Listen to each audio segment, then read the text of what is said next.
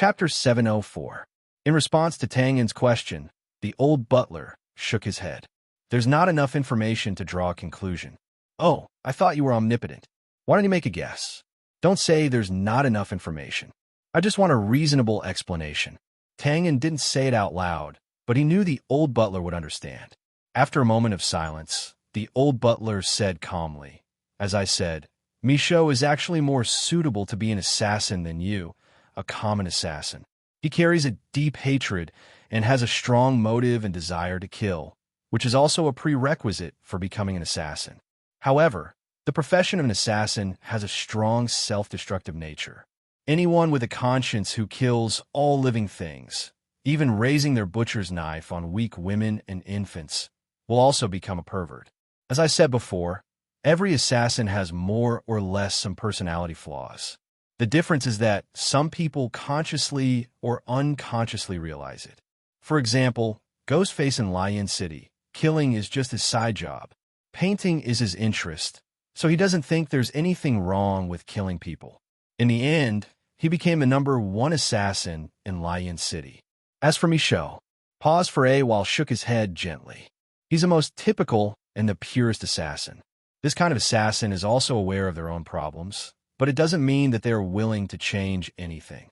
Aside from a blood feud and other factors, killing is also addictive. Every time they arrive at a new environment, the first thing they realize is whether it's suitable for assassination. Every time they looked at a person, their eyes would always aim at the person's neck, heart, and other vital points. The continuous killing brought them a continuous sense of pleasure. They are addicted to it and can't extricate themselves. If they don't change, they will eventually aim at themselves. Startled, Tang Yin frowned and asked, You mean Michaud is self-destructive? But I'm almost the same. Why don't I feel that way? It's just a guess. As for you, the old butler glanced at Tang Yin. Your background, experience, environment, and so on determine that your personality is different from Michaud's. You have an innate hypocrisy. This isn't a derogatory term. It's good for you. It allows you to subconsciously define your opponent as someone who deserves to be killed. This way, the backlash will be much smaller. Moreover, whether you realize it or not, this is another world, not the real world. You're just a passerby here, so you will feel less guilty when you kill people. Just like in a game, when we kill NPCs, we will never feel too much discomfort, right? Opening his mouth, Tang Yin subconsciously wanted to refute. It was true that this was a different world, but he was also a living person. He also had Josiah, David, and other friends here. However, Tang Yin finally closed his mouth because the faint throbbing in his heart told him that there was indeed such a relationship. Of course, the reason was not that simple. At the very least, the old butler did not mention one important factor. Assassins were destined to be lonely, and loneliness would magnify all kinds of negative emotions. Which assassin could have a private space like Twain and could even communicate with another assassin, the old butler himself, about all kinds of killing topics without any scruples? Of course, the old butler would not say this because it made him feel a little strange. The two men stayed together all year round, and there was no need to say anything about it. Of course, Tang Yin did not think about this. His expression was still gloomy. After a moment of silence, he said, So, even if I don't find Michaud, he will still die? Suicide? In theory, yes. Of course, all of this depends on you. Clenching his fists, he said, Depends on me? Bullshit. The system mission is already here, and it still wants me to kill Michaud. The system mission is here, but who said that you have to kill Michaud? Looking at the confused Tang Yin, the old butler said calmly, Michaud betrayed you, but judging from the current situation, he betrayed the Gray Code Army, not you and not the Gray Space. The system's priority is the host. It knows this, so the mission prompt only says Michaud, the betrayer of the oath, must pay the price. After a pause, he continued, There are many kinds of prices, and killing is just one of them, right? I thought you could see it, but I didn't expect that in addition to EQ, you also have a problem with IQ. Tang Yin was stunned for a moment. Ignoring the old butler's malicious ridicule, He was overjoyed. So I don't have to kill Michaud. That's your own choice. But I need to remind you not to be happy too early. The old butler looked indifferent. Michaud is your subordinate, but Josiah and Fry are also your friends. Michaud betrayed the Gray Coat Army. Maybe you can forgive him, but Josiah and the others will never forgive him. And just now, the intelligence said that many people in Dawn City died, including Lhasa. The joy on Tang Un's face gradually faded, and he unconsciously frowned. In an instant, his emotions were in a mess. The old butler was right. Josiah and the others would never forgive Michaud, and now he was standing in the middle. The old butler continued. Michaud has fallen too deeply into it, and the next step will be to become a pure killing machine. I don't think you can pull him back. He is already useless. Tang Yin buried his hands in his thick black hair and hugged it tightly like an ostrich. He lowered his head and said in a low voice, "Just now you said that I can spare his life, and now you're saying this. Old butler, what is your position?" "I'm just analyzing the possible situation. I don't have any so-called position, and I won't give you any advice because this is not my business." After a moment of silence, Tang Yin slowly loosened his arms and stood up with a bitter smile. "The truth is always the most harsh, although it sounds more like I'm gloating." The old butler did not refute this statement. He just asked, "Have you decided?" After taking a deep breath, Tang Yin slowly shook his head. "It's not a decision. These are just guesses. I have to ask Michaud face to face, and then we'll see what happens." "Well, okay." After making the decision, Tang Yin's mood did not improve, but at least he felt a little more relaxed. At this time, he also realized other problems. He grimaced as if he had a toothache. Overthrowing the Temple of Light. "Damn it, you think too highly of me. This is a long-term mission that gives you experience points.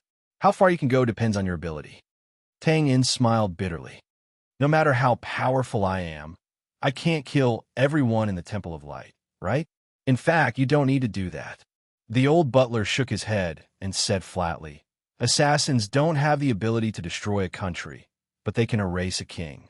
In the same way, assassins don't have the ability to collapse faith, but they can erase the Pope." Slightly stunned, he said, If you put it that way, it's a bit interesting." Slowly nodding, Tang narrowed his eyes and muttered to himself, "Since you don't want me to have an easy time, then let's not have an easy time. Let's see who dies in the end." It was undoubtedly stupid for a person to declare war on a force. And if the force was a behemoth like the Temple of Light, then it was no longer a matter of stupidity, but a matter of whether or not his brain was working well. Of course, there was nothing wrong with Tang Yin's brain. The vicious words that sounded like an oath just now were not just empty words. In fact, this was entirely a matter of timing. Tang Yin wanted to return to Bran and settle down, but the Temple of Light did not allow him to settle down. Of course, Tang Yin could also choose to hide here and there and spend the rest of his life in some remote places. He believed that with his camouflage ability, it would not be easy for the Temple of Light to find him in the huge Bran. But why? I can choose to settle down, but that will only be because of my own will, not because I'm afraid of the Temple of Light's power and am forced to settle down. People can't be arrogant, but they can't be without pride. That's the reason. The Temple of Light is powerful. Of course, you can ignore the wishes of everyone, including me, and crush them by force. But in this way, you can't blame me for starting with you. You don't know that when an ordinary man is angry, blood can be spilled within 5 steps. Can you make the world mourn? P.S. Well, there's something I wanted to say for a long time, but I kept forgetting. In the reader's impression, "You'll be a god when you finish the book" is actually not a compliment, but a joke curse in the writer's circle. The general meaning is to wish TJ good luck. Originally, this was a joke made by a friend, but I didn't expect there to be more and more, and it has officially broken through 100. Sweat, how much resentment is this? A raccoon cat is under a mountain of pressure. Chapter 705. Just as Tang Yin was like Don Quixote rushing towards a windmill, he challenged the Temple of Light. Soon, someone in the Temple of Light also received news about him. In the morning, in a small town in the northern wilderness, a church training ground. Ja! A cold shout was heard. Suddenly, a whirlwind appeared on the ground. Countless spear shadows rolled out like a storm. There was no one wielding the spear. Only a little bit of cold light could be seen wantonly scattered like the stars in the sky. At this time, there were many knights of light gathered around the training ground. Their eyes were focused on the training ground. Their faces were full of undisguised worship and admiration. Although it was amazing to throw out such a dense and meticulous spear technique, there were still many people who could do this. However, there were not many people like the person in the field who did not use Do Chi and only relied on physical strength. Of course, the worship on the faces of these Knights of Light was not only because of the sharp spear technique. It was more because of the person who used the spear. One of the 12 holy knight commanders of the Temple of Light, the Flower of Knights, Sylvia. At this time, a young man wearing holy armor came from the periphery of the training ground. He had a handsome face, a sunny temperament, and a warm smile on his lips. It was believed that with his appearance and temperament, he was enough to become the whispered lover of countless noble girls. After seeing the phantom spear technique in the field, the smile on the handsome young man's face became wider. He stopped his footsteps and stretched out his hand to summon the spear on the side of the weapon rack. He casually threw out a few spear shadows. Then, his figure flashed and appeared in the field. Without saying anything, he waved his spear and stabbed. "Hua! Sir, be careful! Who are you?" The surrounding knights suddenly saw a stranger appear in the field and were shocked. They could not help but scream again and again. However, they naturally could not intervene in this level of battle. On the contrary, because of the sudden expansion of the range of spear shadows, they had to retreat further away. The handsome youth's strength was undoubtedly very strong, and his spear technique was even more exquisite than Xiao Wei'an's. The spear shadows that he casually flung out seemed scattered, but each strike was able to penetrate the originally impenetrable spear force of the field. However, Sylvia did not panic in the slightest when she was suddenly attacked. She did not change her slightly inferior and meticulous spear technique. She continued to fight her opponent with speed. The two spears that did not carry any Do Chi continuously clashed against each other in the field, making pong-pong sounds. "Ha!" With a long laugh, the handsome young man caught a flaw. His spear technique suddenly became more meticulous and dense. He instantly took the initiative and completely suppressed Sylvia's spear, forcing her to continuously retreat. Soon, she was at the edge of the training ground. The surrounding knights exchanged glances with each other as they were all shocked. Was Sylvia, the invincible flower of knights, going to be defeated here? Who was this person? Just at this moment, Sylvia's spear shadows that filled the sky suddenly disappeared, turning from complex to simple. She swung her spear like a whip, smashing straight down. "Shameless! I'm about to win. Why can't you?" Flustered and exasperated, he roared with dissatisfaction. Bang! The spear's shadows collapsed, and the handsome young man retreated in a difficult situation. He continuously retreated for more than 10 steps before he managed to neutralize the force of the spear. Clang! The first thing he did was to throw away the already deformed steel spear. The handsome young man shook his hand and said with a bitter smile, "I say, can't you let me win just once? I rushed here from so far away. It's really shameful." Putting the spear behind her back, Sylvia's somewhat rigid face didn't have the slightest expression. "Owens, what are you doing here?" "Sir, Owens?" The surrounding knights were immediately alarmed. Looking at the handsome young man, they promptly bowed in salute. Owens, one of the 12 new knight commanders. He had the reputation of being the scion of light, and his strength was outstanding. In fact, although this Owens had never met Tang Yin face to face, the two of them had some relationship. In the Battle of the Frontline Canyon, Tang Yin had killed more than 10 important people of the Temple of Light with a single cannon, among which were 3 holy head knight commanders. Since someone died, there would naturally be someone to replace him. This Owens took advantage of this opportunity to become one of the 12 knight commanders of the Temple of Light. Of course, this didn't mean that this Owens was just lucky. The Temple of Light's talented people were just like carps crossing the river, innumerable. But there were only 12 head knight commanders. This was a rule of the church, and couldn't be added or subtracted at will. Therefore, people like Owens could only wait for the opportunity to challenge him once every few years, or simply wait for his predecessor to retire and die. Only then would they have a chance to rise to the top. Casually greeting the surrounding knights, Owens didn't immediately answer Sylvia's question. Instead, he complained, "Why did you stay in this unremarkable little town? You really made me look for you." Sylvia pursed her lips as if she knew about Owens' habit of exaggerating, and simply remained silent. And Owens was obviously used to being ignored, so he curiously asked again, "Strange, don't you like to fight with violence? How come you are now studying the meticulous spear techniques that you didn't like before?" "It's not that I didn't like it, it's just that it didn't suit me. As for now." Pausing for a moment, Sylvia's eyes flickered, and then she indifferently said, "It's just a simple experiment. Only by getting used to this method of fighting would she have a higher chance of killing that guy who was good at close combat the next time she met him. No, there must be something behind this." Although this Owens was a little talkative, he did indeed have a meticulous observation that didn't lose to meticulous spear techniques. He sharply saw through Sylvia's disguise and pestered her. Tell me.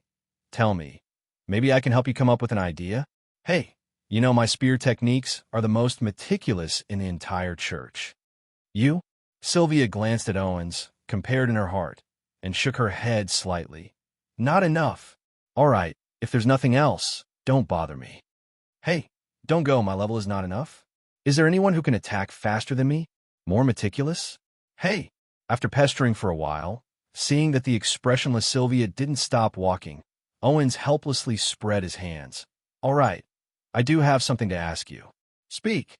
"That heretic, the one you didn't kill, the one called Tang something on, has appeared." "Huh?" Owens stopped in his tracks and looked at Sylvia, who suddenly turned her head. Her eyes were as sharp as knives, and her body instantly released a monstrous, murderous aura. He couldn't help but hold his breath and hurriedly waved his hand. "What are you doing? I don't want to fight anymore." Sylvia didn't pay attention to his words and actions. She stood still, with a solemn expression, raised her hand and made a mysterious gesture, summoning bits of holy light. "Light tracking magic?" Owen subconsciously called out.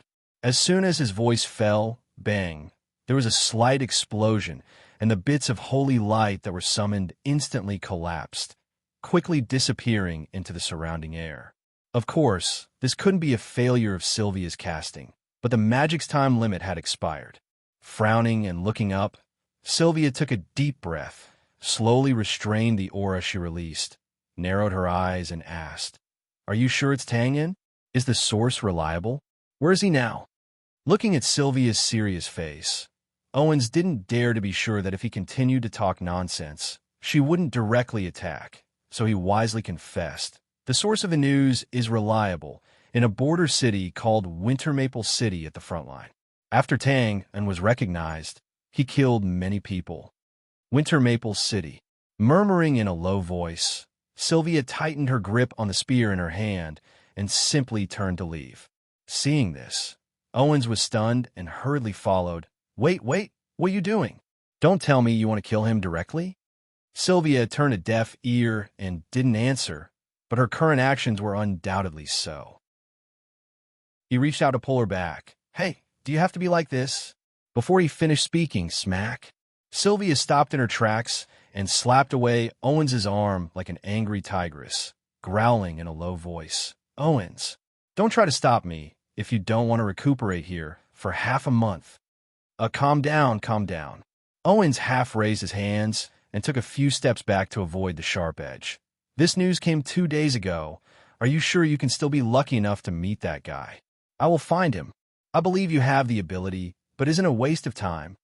Hearing this, Sylvia frowned and finally suppressed the great waves in her heart. So I'm here." Owens had a bright smile on his face. "I didn't guess wrong. You really do have a deep grudge against him. Is it because you couldn't kill him?"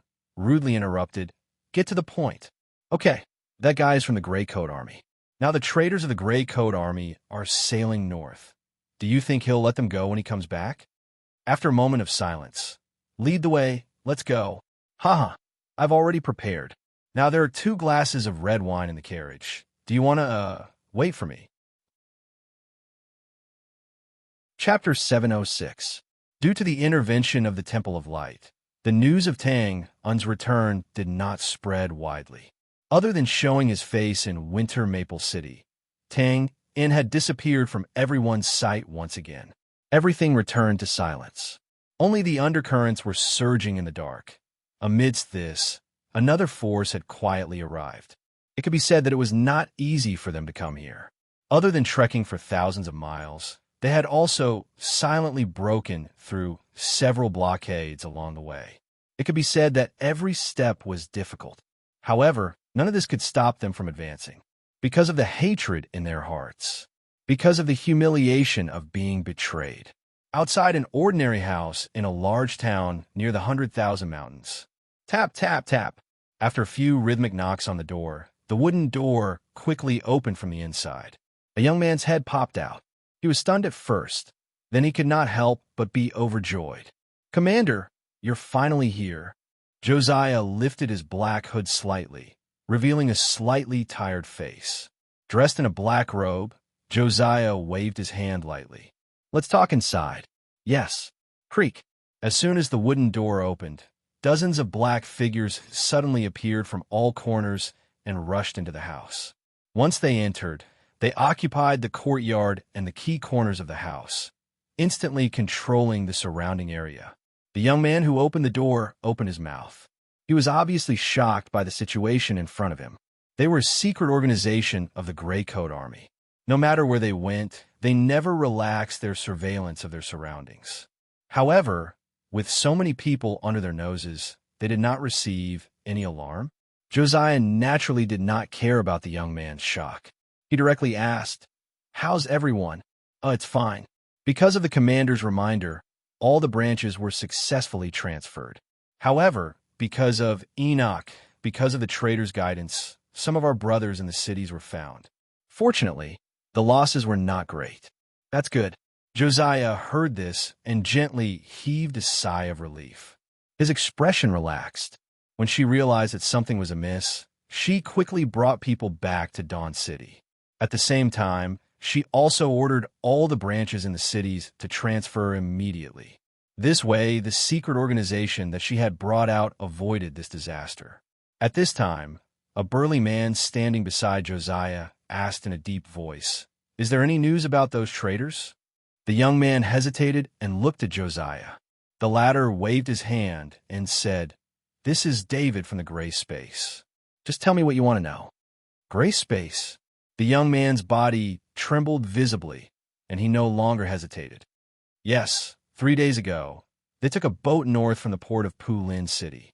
According to the water route, they should be trying to hide along the eastern coastline." Bang! David's face was livid as he punched his palm. F***CK. I'm a step too late. Even though Josiah had said that he would come out in a month to avenge Rosa, Brand's lockdown in the 100,000 Mountains was beyond their expectations. They had wasted a lot of time.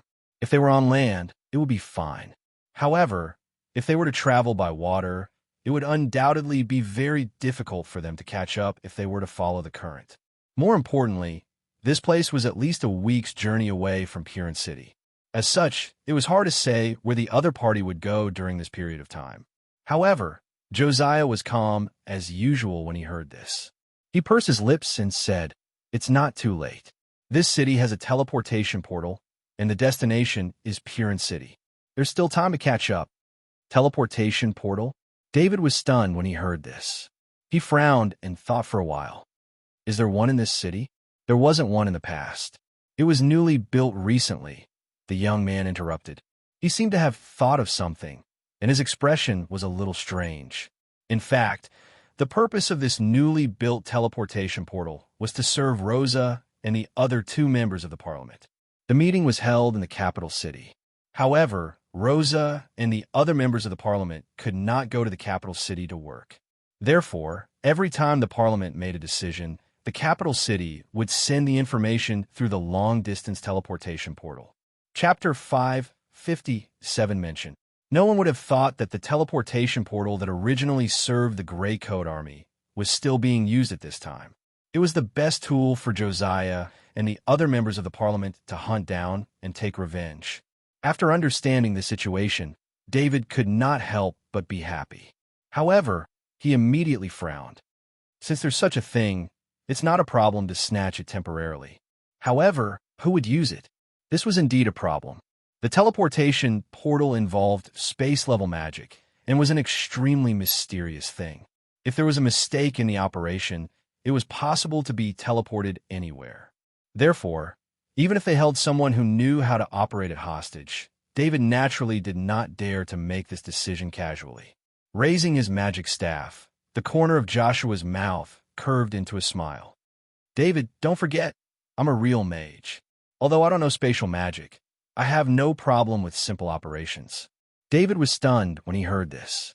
He then made a few gestures to Luke and the others around him and simply turned to leave. Wait a moment. We'll go and snatch the teleportation portal now. 3 ways to advance. Josiah and the others relied on the long-distance teleportation portal and were naturally the first to arrive at Purin City. Although Sylvia and the others were only riding horses, their original location was very close to Bosco's location. In addition, they had set off 2 days earlier, so their efficiency was not much different from Josiah and the others. The most miserable one was Tang Yin. Although he had set off first, he did not know about the teleportation portal and could only choose to ride day and night. It could be said that he was in an extremely sorry state. All 3 parties were on their way, and the ship in the center had already drifted hundreds of kilometers. In the evening, in the corridor on the top floor of the cabin, Enoch looked around and pushed open the door in front of him. The room wasn't very big and was illuminated by a few silver candlesticks. Bosco wasn't resting. He was sitting behind a wooden table with his clothes on as he read a travel book. Raising his head, he pointed at the wooden chair in front of the table and said, "Sit. Brother, I've been reading some books recently. It turns out that the eastern coastline is not as desolate as we thought. After the family moves there, we could try to do business on the sea. It should be a good way out. You can make the decision, brother." After a pause, Enoch said hesitantly, "I just came from Bord's place." Bosco frowned slightly and put down the book. And then, "Bord's mental state is very bad now. He locks himself in the cabin all day and rarely comes out. He rarely eats, but he's learned to smoke. He's crazy. Brother, what you did before was reckless. Don't say it. No buts." Bosco waved his hand and interrupted. Under the candlelight, his face was a little gloomy. It's his own fault. Look at the stupid things he did before. Look at the stupid consequences he brought now. Idiot. But after all, he's the only direct heir of the family. That was before. Bosco's eyes twitched.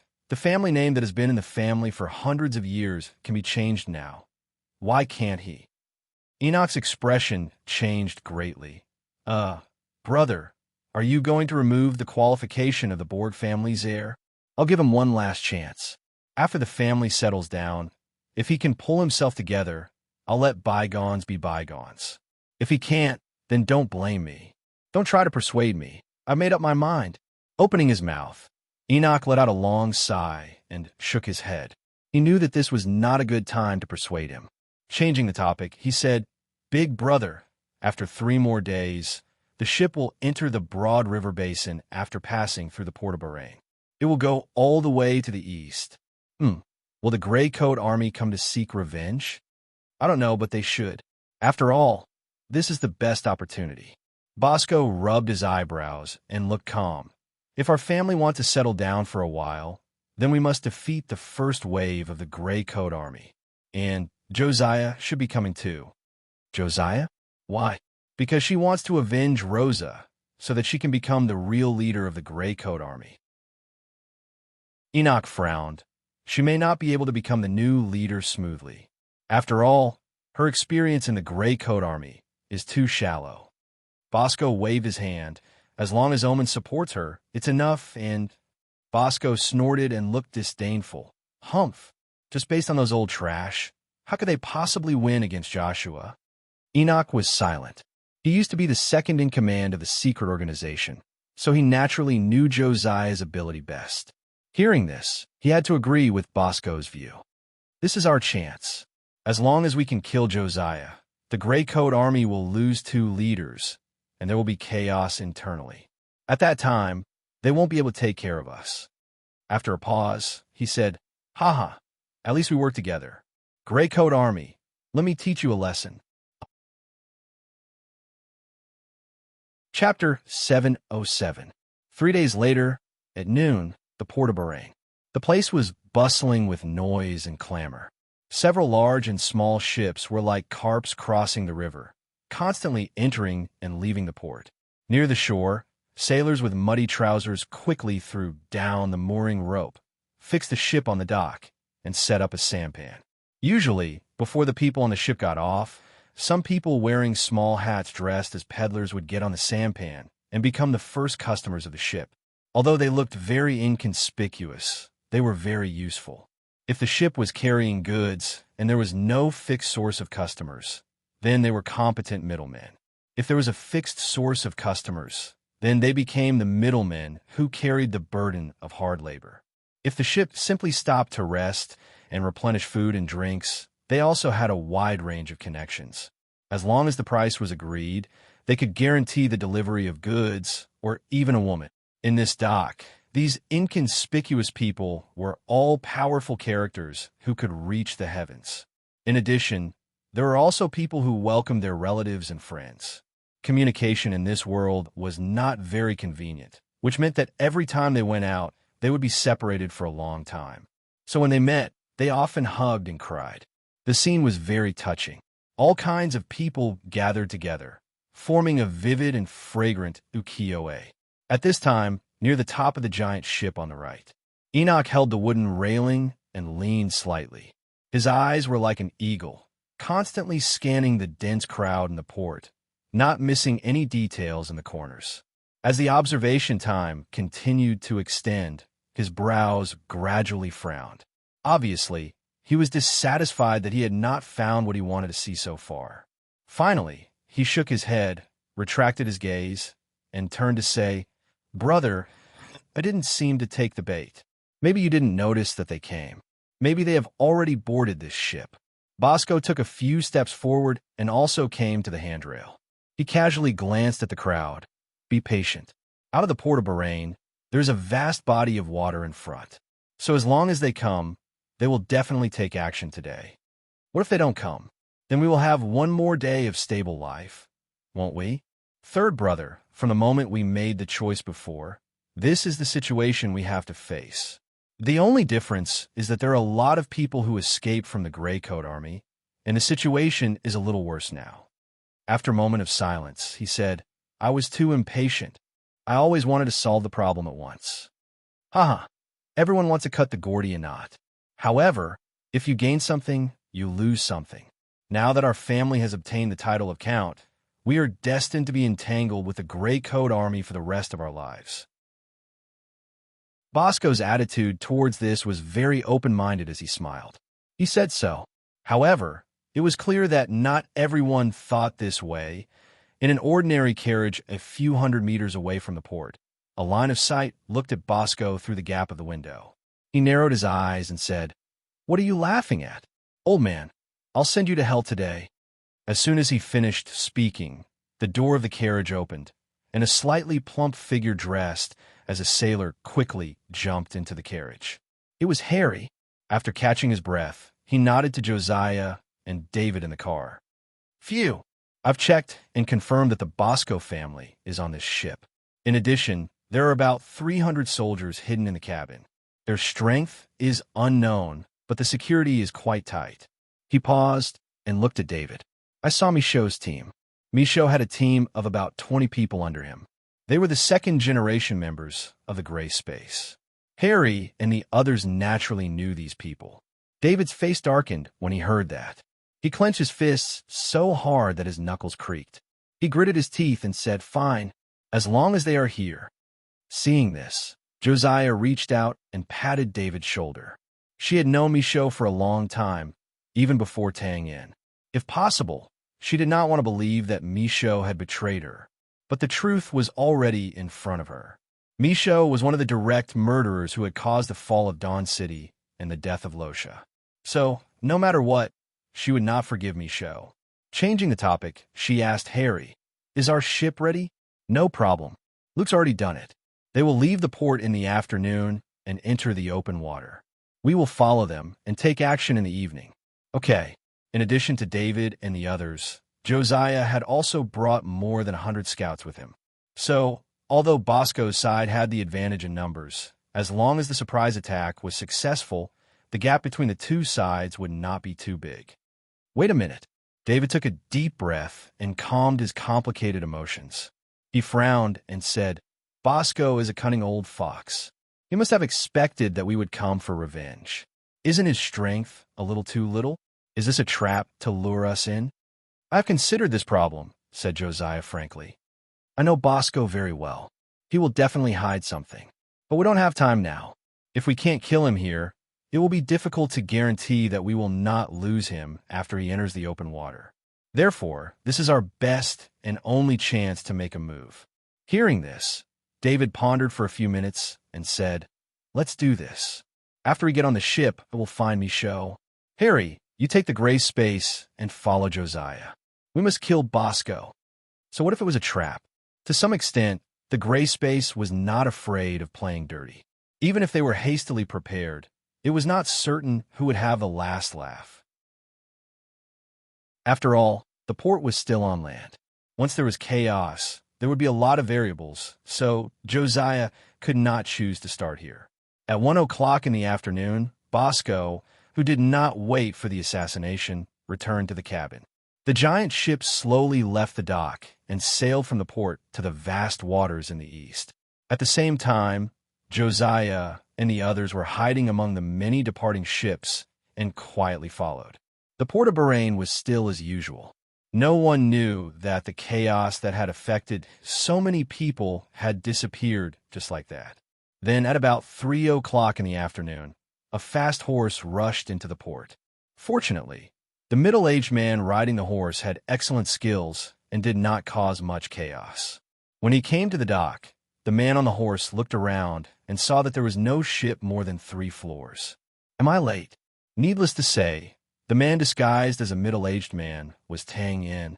He had traveled day and night, but in the end, he was still a step slower and did not catch up with Bosco's giant ship. "Hi, sir. Is there anything I can help you with?" A smart young man dressed as a peddler approached and asked with a smile.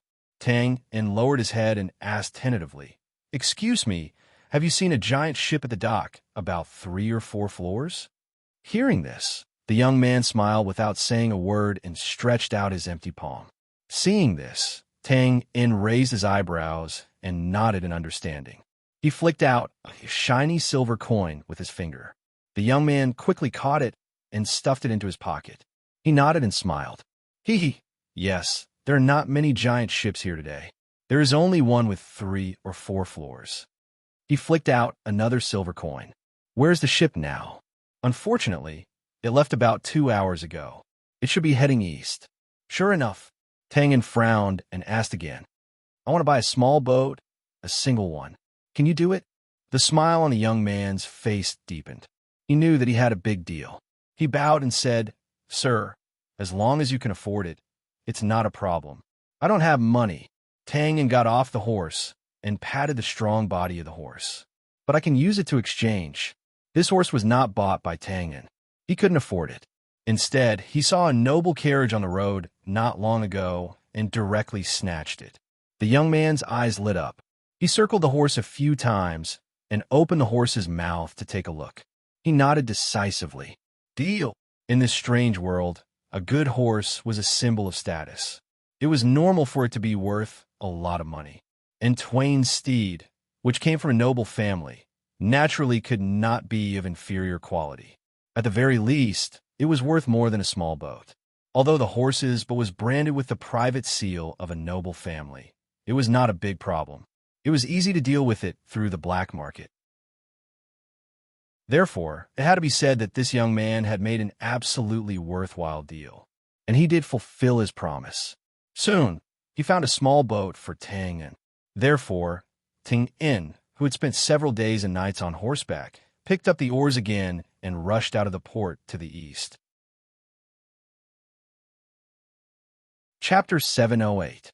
At dusk, the setting sun was already below the clouds, but the afterglow was still emitting an orange-red glow, reflecting the magnificent sunset glow on the horizon and dyeing half of the river with phosphorescence. On the vast river, ships of all sizes were moving side by side with their sails, splitting the vast expanse of blue waves. It was as if they were walking in a beautiful picture, making people unable to help but click their tongues in wonder. However, there were always people who did not have the fortune to enjoy such a beautiful scenery. Wah, I'm fine.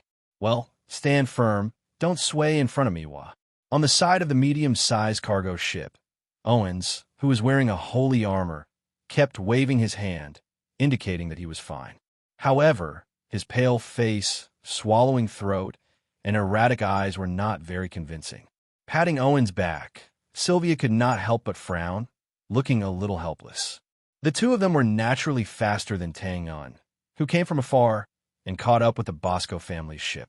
However, they did not show up, but quietly boarded the medium-sized cargo ship, and then revealed their identity as Temple of Light, successfully obtained control of the ship, and ordered the captain to follow the Bosco family's giant ship. The meaning of such a sneaky move was obvious, and that was to catch Tang-en by surprise. It could be said that their plan was not a problem. Although there were only two of them, their strength was far superior to ordinary people, enough to ensure the success of the plan. But what made people speechless was that before Tang-en appeared, Owens actually had seasickness, vomiting nonstop as soon as the ship set sail, which was a serious blow. However, this situation that seemed like a blunder was inevitable. Experts were also humans, and Owens was a true Southerner. Although there were many rivers and water bodies there, they were all small rivers. He had never seen a big river like the one in the north. It was inevitable that he would feel uncomfortable when he first came into contact with it. Of course, he was an expert after all, and he could still adjust if given time. But this time, they could not count on him too much. When she thought of this, Sylvia could not help but frown even more. The reason why she was willing to bring Owens along this time was because she wanted to rely on his exquisite marksmanship to slightly suppress Tang-en's ghostly movements in close combat and create the best opportunity for her to strike. All right, since we've reached this point, Sylvia had no choice but to admit that it was impossible for her to defeat that damned fellow by herself. This wasn't a matter of confidence or strength, but a difference in combat styles. Sylvia liked to fight openly, while Tang-en liked to fight in close quarters. Both of them had a wealth of combat experience, so it was impossible for them to be easily distracted by each other. This also meant that the two of them would never be able to fight together. Furthermore, it was difficult to determine the victor between them. Recently, Sylvia had been concentrating on studying meticulous marksmanship. She wanted to weaken Tang-en's advantage in this aspect, but the result was obvious. This kind of attack style was indeed not suitable for her, and Owens just had to be in this kind of situation that made her speechless at this time. Forget it. Sylvia sighed in her heart, and her eyes became sharp again. Since I can't count on others, then I'll just do it myself. Just as she made up her mind, she casually glanced around, and the arm that was about to slap Owens's back suddenly stopped in midair. Sylvia and the others were now at the rear of the Bosco family's huge ship. Because the waters were vast and there were no tributaries, there were many ships sailing along with them. And now, a large cargo ship on the left side of the huge ship, which seemed to be loaded with goods, suddenly changed direction and approached the huge ship at full speed.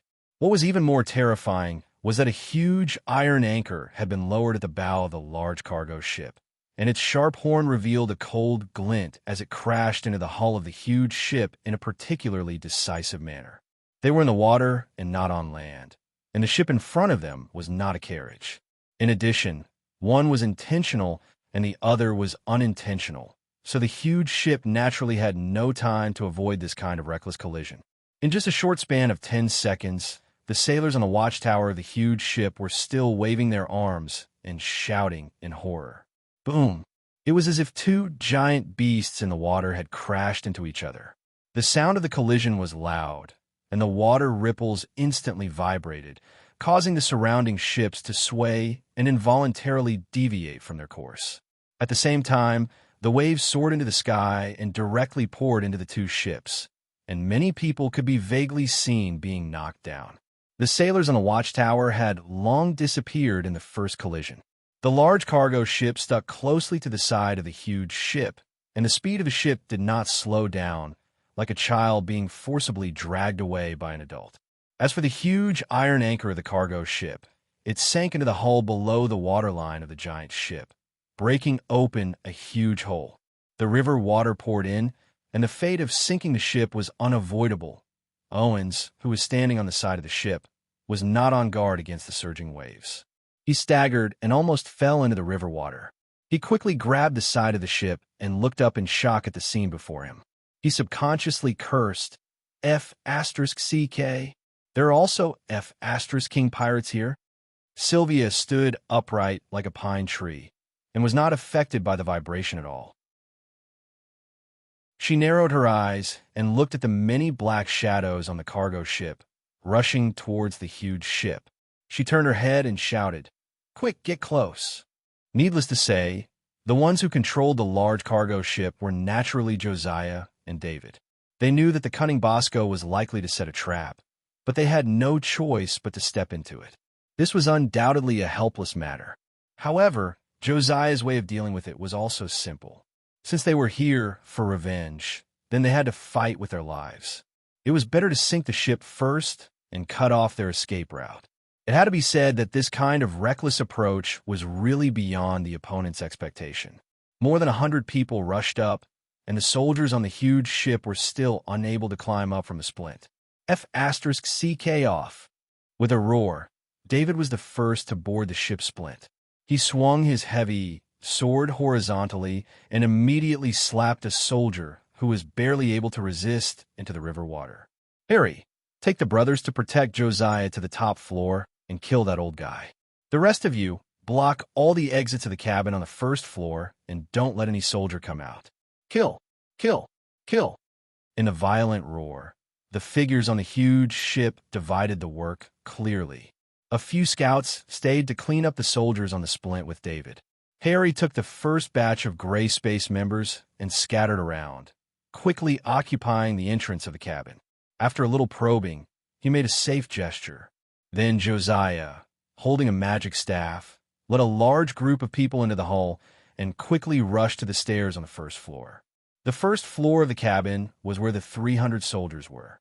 After Josiah and the others entered, they were naturally heavily surrounded.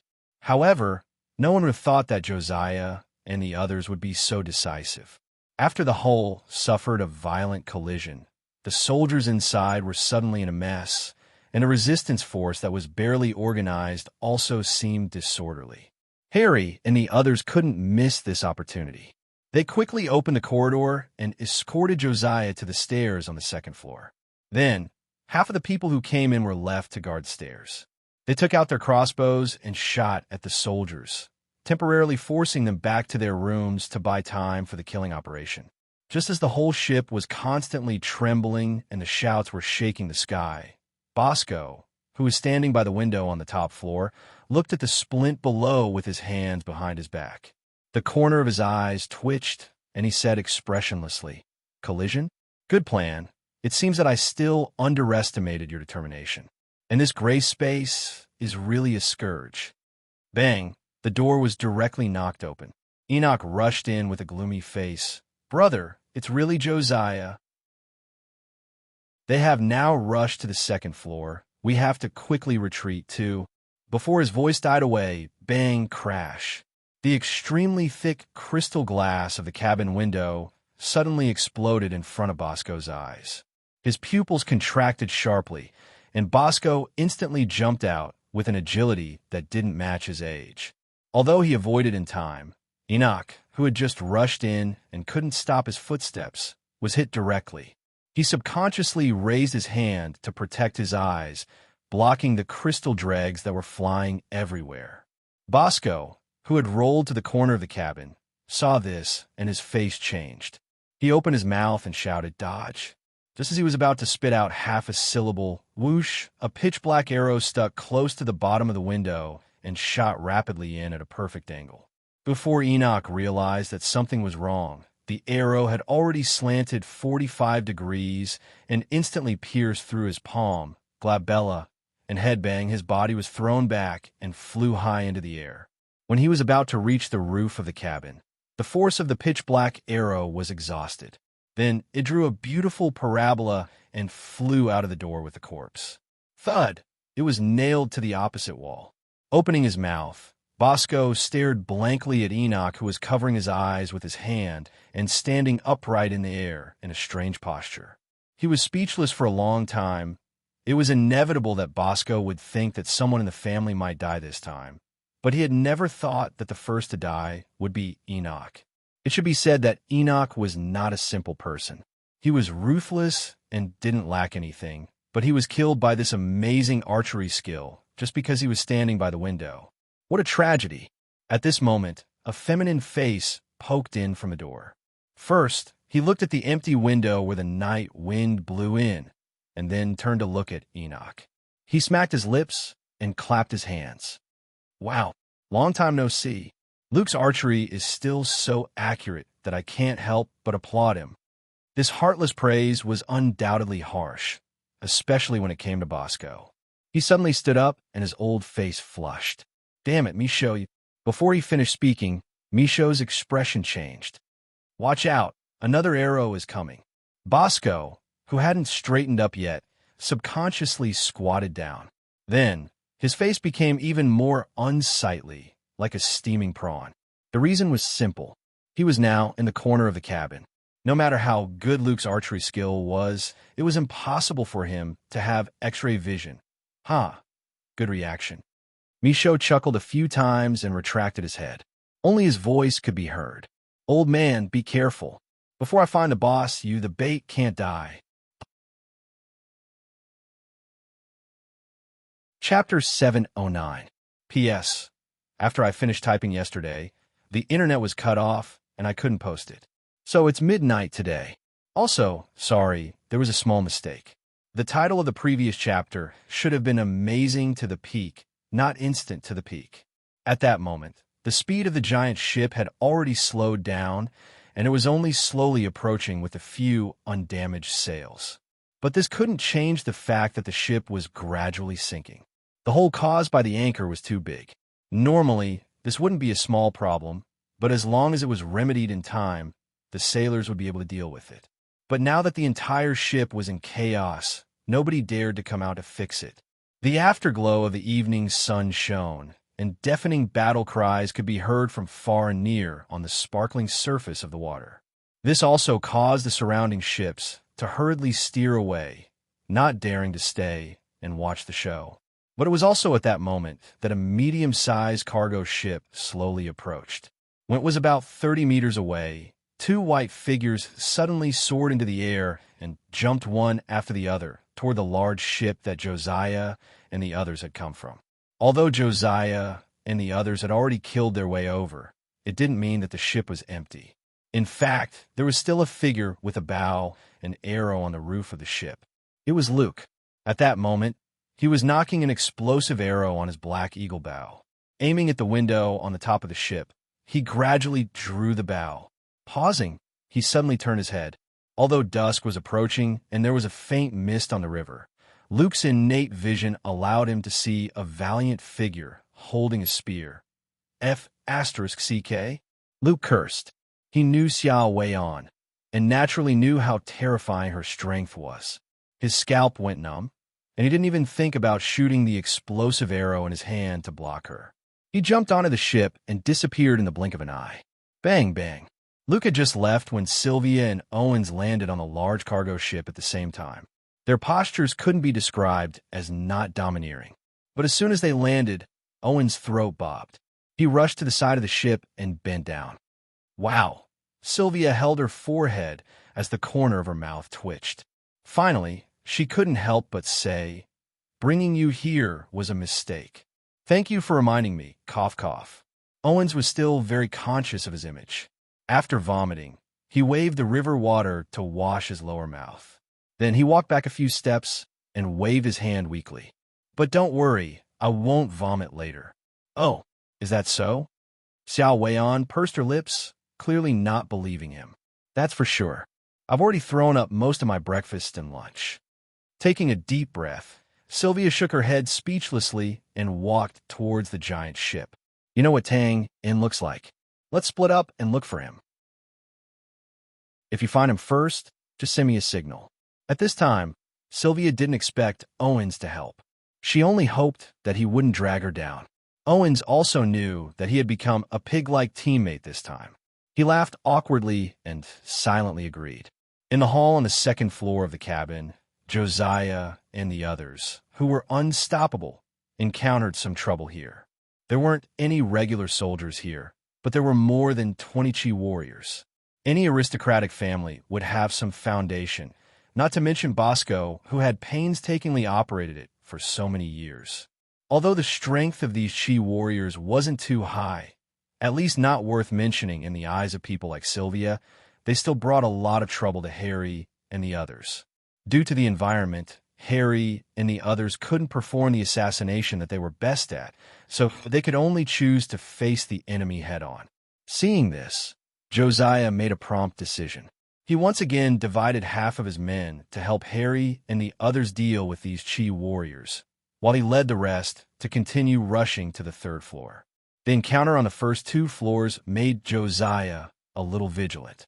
He thought that the cunning Bosco would definitely leave some dangerous means on the third floor.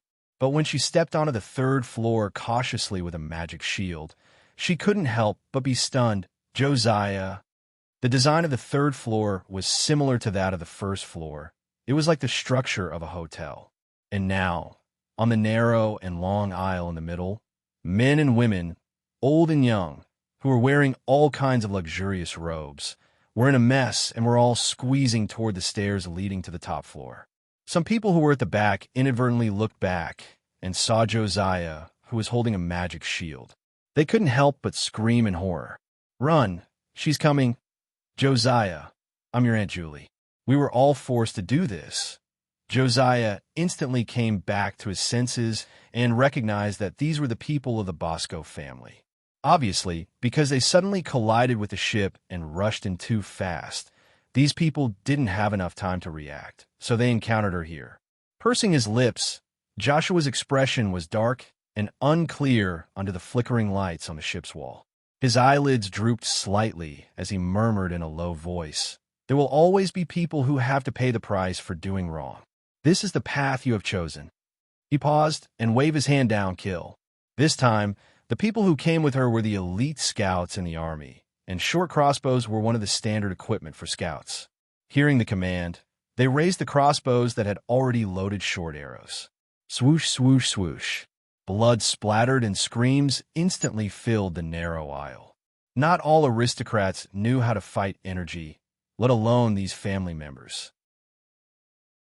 So in this narrow space, the crossbow arrows were really lethal to ordinary people. With just one round of arrows, dozens of people fell into a pool of blood. Screams, pleas, curses. Josiah bit his lip and stepped forward. He waved his magic wand, and ice arrows were constantly produced out of thin air in front of him. He waved his magic wand. Swoosh, swoosh, swoosh. What about women and children? When the city of Dawn was invaded, were there not enough deaths? What about family members? Now, in the Gray Coat Army, how many people have lost their family members forever? Since you want to become aristocrats so much, let's hope that there's a title in hell that you can dream of. Magic and crossbow arrows instantly filled the aisle with the smell of blood. Of course, although Josiah and the rest quickly cleared the obstacles, there were still many people who escaped to the top floor. Without hesitation, Josiah took the lead and climbed up the blood-stained stairs and rushed to the fourth floor. The fourth floor was similar to an observation deck. It was very large and had a white ceiling. The surroundings were made of crystal glass that was extremely transparent. In the center, there was a raised circular stage. Looking at this, one could not help but imagine many well-dressed ladies and aristocrats gathered here, looking at the poignant sunset outside the crystal glass. They clinked wine glasses with each other, or communicated with each other, or talked about business. And in the middle of the stage, there were pairs of young men and women dancing gracefully. Of course, these were just imaginations. After returning to reality, there was only Bosco in the center of the stage with white sideburns and curly hair. Behind him, there was a middle-aged man with an expressionless face. The men and women of the family who had just escaped were curled up in the back corner with lingering fear on their faces. "Aha, welcome, Miss Josiah." "Oh, no, I should call you Leader Joshua." Bowing slightly, Bosco had a smile on his face. He had a unique, aristocratic demeanor. Josiah stood at the entrance of the stairs and first observed the surrounding environment. Then, she looked at Bosco with a frosty face and said coldly, "Don't put on such a hypocritical attitude. You are a traitor of the Gray Coat Army. Hearing the word leader from your mouth is tarnishing my ears and tarnishing the Gray Coat Army. Maybe, but I have no other choice." Shaking his head, Bosco was not angered. Instead, he admitted it generously. "You are also an aristocrat. You should know the responsibility of a patriarch to the family. The Temple of Light is too powerful. I can't bet the fate of the family on the side that has no chance of winning. I know, but I also know that when your family was in a desperate situation, it was Aunt Rosa who took you in. For this, our family's respect for Leader Rosa has never changed." Josiah showed a sarcastic expression. "So, you chose to betray Aunt Rosa?" "No. In fact, I prefer to see this as an ordinary transaction." Bosco spread out his hands and said, "Rosa took us in when we were in danger, and over the years, our family has done a lot for the Gray Coat Army. It can be said that we have repaid this kindness. Now that the transaction is over, we naturally have to strive for a good future. Of course, I tricked you in the end, but isn't that how a transaction is?" The reason was specious, but Josiah came thousands of miles and naturally would not be fooled by these words. In fact, she was now a little vigilant in her heart. This Bosco seemed to be stalling for time. Withdrawing her gaze from the expressionless middle-aged man, Josiah decisively raised her magic wand and said contemptuously, "Deserters also have various excuses, but deserters are still deserters. In the end, they can't escape from military law. Kill." Chapter 710. Most of the sailors and soldiers on the deck had been cleared away. But the battle hadn't stopped. "Haha, don't hide. I know you're here." Turning to the corner of the ship, Owens, with his hand on his spear, scanned the surroundings. He walked calmly with a warm smile on his face. "I have to say, your archery has indeed made my eyes light up. It has also made me a little interested." "Well, just a little." After boarding the ship, Sylvia and Owens separated. Sylvia rushed into the most likely cabin, while Owens wanted to enjoy the night breeze to get rid of the nausea in his heart. So he just strolled around the ship and looked around, doing his best. Unexpectedly, before he could find Tang Yin, he ran into Luke, who was holding a bow and arrow. Luke's reaction was naturally to turn around and run. Owens, on the other hand, didn't have any desire to attack at first. He was about to change directions to continue searching when Luke, who was running, drew his bow and nailed a soldier who had rushed out of a corner. Everyone knew that archers weren't good at close combat, but Luke's move slightly overturned this understanding. This also piqued Owens' interest. Since he was just looking around, he simply followed Luke. Luke naturally complained when he saw this. Although he didn't know Owens, since the other party was able to come with Sylvia, his strength was self-evident. But now that he was riding a tiger, he could only bite the bullet and attack back. After receiving a few arrows, Owens admired Luke's archery even more, and his interest grew even stronger. Pausing, Owens narrowed his eyes and raised his head. He chuckled. "Ah, found you." Swoosh. In the midst of his long-winded words, a pitch-black arrow suddenly pierced through the sail and quickly nailed itself between Owens's eyebrows. Precise, fast, and ruthless. This archery could be said to be perfect, but unfortunately, his opponent was Owens, who was already prepared. The absolute difference in strength between the two sides was already destined for this arrow to be in vain. He raised his spear lightly and swung it a few times. The spear quickly encircled the arrows and shattered them. The few small movements he made at the snap of his fingers showed just how terrifying Owens's exquisite shooting technique was. But soon, Owens raised his eyebrows and swung his spear again. Haha, still trying to play tricks with me. It turned out that after the whistling arrow was broken, a slightly shorter arrow was hidden behind and silently attacked. There was no doubt that this move was played beautifully. Not to mention ordinary people, even experts could fall for it if they were careless. But Owens wouldn't. He laughed and shook his head. His spear rolled up again, wanting to shatter the arrow. But suddenly, the flashes of light near the arrowhead caused his hand to tremble. His expression changed greatly. The spear that he had smoothly pointed down suddenly stopped in midair. Without delay, he drew a half arc and gently changed the direction of the arrowhead. Then his figure retreated quickly, boom. Flames erupted, and black ash rose into the air. A huge hole was blown up in the corner of the hall, and wood chips flew everywhere. Cough, cough. After the explosion, there was a few coughs. Owens's figure quickly rushed out of the black ash. His handsome face was stained with some black ash, and he looked a little miserable. Explosive arrow. Cough, cough, ruthless, treacherous. He rushed forward a few steps and used a spear to pry open the canvas. Naturally, there was nothing behind him. Owens wasn't very angry.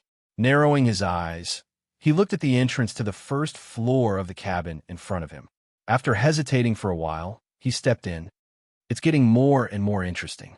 Fine, let's see what other surprises you can bring. Compared to the playful Owens, Luke was undoubtedly in a lot of trouble. If it wasn't for the fact that Owens was in such a poor state and couldn't pursue a long-distance pursuit, he wouldn't have been able to hold on until now. The battle on the first floor of the cabin was the most intense. The small houses on both sides were basically destroyed. The hundreds of soldiers were now gathered in the innermost area and were gradually advancing, wanting to force their way down the stairs. But the scouts of the Gray Coat Army had the geographical advantage. They were on high ground and shot fiercely with crossbows, constantly forcing them back. Luke only glanced at it from afar before he quickly rushed into the half-collapsed room on the left. He concealed his aura and hid under the debris. He had no other choice. There was a barrier in front and a strong enemy behind him. He couldn't run away, so he could only hide nearby and take a gamble. As soon as he hid, Owens walked into the cabin with his spear. Narrowing his eyes, he looked at the unusually lively battle inside and didn't care. He retracted his gaze and frowned at the many ruined rooms on both sides. Obviously, this environment wasn't suitable for searching. He rubbed his forehead, a little troubled. This again. Since you like to play hide and seek so much, I'll play with you. This was the difference between Owens and Sylvia. If it was Sylvia, she would definitely brandish her spear and smash it to force Luke to jump out. As for whether the ship would collapse because of this, who cared? But Owens wouldn't do that. Just like his exquisite marksmanship, he really couldn't play with violence. Of course, the main reason was that he didn't take it to heart. He was just playing like a cat playing with a mouse. Luke's hiding skills were pretty good. Of course, the people in the gray space were very good at this. Owens didn't expect Luke to be so bold as to hide near the entrance, so after searching for a while, he focused his attention on the few intact rooms. Seeing Owens's figure gradually walk over, Luke, who was hiding under the debris, slowly heaved a sigh of relief. But before he could figure out what to do next, someone walked in through the cabin entrance, holding a blood-stained heavy sword, a tall and sturdy body, and a murderous aura. Who else could it be but David? F***CK. Run. Seeing Owen stop and turn around, Luke couldn't help but panic. But naturally, David couldn't hear his soundless shout. Sizing up Owens, he raised his heavy sword without hesitation. Scumbag from the Temple of Light. I didn't expect you to come. Before he could finish, wood splinters flew, and Luke quickly jumped out and roared, "Run!" David was stunned for a moment, but when he recognized Luke, he instantly kicked off and retreated to the cabin entrance without turning around. Their reactions couldn't be said to be slow, and their cooperation could be said to be tacit. But just as they reached the cabin entrance, their eyes suddenly lit up as a white spear swiftly attacked from behind. F***CK. Looking at the terrifying spear aura, David knew that he had kicked an iron plate this time. With a roar, he kicked at Luke, whose back was facing the spear aura. Borrowing this force, the two of them were about to reach the cabin entrance, and, at the same time, they flew to either side. Swoosh! The terrifying spear aura brushed past them and instantly rushed into the darkness outside the cabin. Then, boom! There was a violent explosion outside, as if something had been destroyed. Mixed with the loud sound of collapse, the whole couldn't help but shake violently. David quickly got up and looked at the cabin entrance that was instantly covered in dust due to the shockwave. He opened his mouth and looked at Luke, who had just gotten up. The latter spread his hands innocently and smiled bitterly. "You killed me. Ha! This hide-and-seek is interesting. I only wanted to find one, but now there are two. God of Light bless us." Shaking his head with a smile, Owens casually made a Temple of Light blessing hand gesture and approached. But just as David and Luke were waiting, Owens took a few steps forward and stopped. His throat moved, and he couldn't help but reach out to support himself against the wall of the ship, his pale face even more bleak. Luke couldn't fight in close combat, so David naturally had to brace himself and take the lead. Naturally, he wouldn't let go of this opportunity. Without considering whether or not this was a trap, he suddenly stepped forward and swung his sword, the fighting aura in his body erupting as he slashed down. At the same time, there was a sharp whistle as 3 arrows in a triangular formation arrived first. Owens was also unlucky. A great expert like him had been defeated by seasickness. But even a tiger wouldn't fall. After all, the difference in strength was obvious, and he naturally couldn't capsize in a dish. Somewhat vexed, he punched the wall of the ship and shook his hand to throw out layers of spear shadows. Not only did they instantly knock away the arrows, they also enveloped the charging David. Even with such objective restrictions, this was destined to be a one-sided battle. David wasn't weak, but that was all. There was still a huge gap between him and Owens. If it weren't for the fact that Owens didn't want to use his fighting aura right now to avoid causing a huge change in his body, he might have been able to completely defeat David in one blow. Even so, relying on the long spear's attack distance advantage, just by relying on the illusionary spear technique that seemed dazzling and extremely flashy, but in reality, every move was aimed at a vital point. It was enough to make David's dough glow completely useless. Even if he roared repeatedly, he could only retreat step by step. On the outside, Luke was also helpless. The arrows he shot out couldn't pass through the spear shadows at all, and if he used special arrows like explosive arrows, they would hurt David. It was completely useless. In the end, he simply gritted his teeth, put away his longbow, drew his dagger, and pounced. Because of Tangon's influence, except for people like David who were in charge of a fence, basically everyone in the gray space knew how to wield a dagger or two, and they were all pretty good at it. But there was no doubt that this didn't affect Owens at all. He only expanded the range of the spear shadows a little, and took the opportunity to encircle Luke. This was the gap between their realms. It was like an insurmountable chasm. "You're pretty strong. You should be the gray space, right?" Owen still wanted to say something, but his throat moved, and he wisely gave up on the idea. He took a deep breath and quickly said, "Game over. Lie down." As soon as he said that, the spear shadows suddenly became denser. He said lie down, not die. Clearly, Owens wanted to fish information about Tang in out of David and Selena. Of course, he had to make David and Luke completely lose their ability to fight first. David and Selena, who were already having a hard time dealing with this, were now in even more danger. But at that moment, suddenly bang, the wall above Owens suddenly exploded. Wood chips flew everywhere, and in the midst of it, an inconspicuous blade light pierced the top of his head. Ha, another one. The spear paused and was pulled back. Owens didn't look surprised. His strength was enough to ensure that he could deal with it calmly most of the time. The spear was aimed at the back of the blade light, where a blurry figure was. But the moment the spear touched the figure, Owens's face changed as he sensed a sense of emptiness from the tip of the spear. At that moment, wind suddenly blew behind his head, and he could almost feel the unique sharpness of a metal weapon. He was careless. Sighing inwardly, Owens didn't panic. He stepped to the side, and his body spun quickly, and the handle of the spear struck back, like a textbook example of a counterattack. However, Owens only managed to turn his body halfway to avoid the pitch-black dagger stabbing at him from behind. His expression suddenly turned bitter. His mouth twitched and puffed and puffed.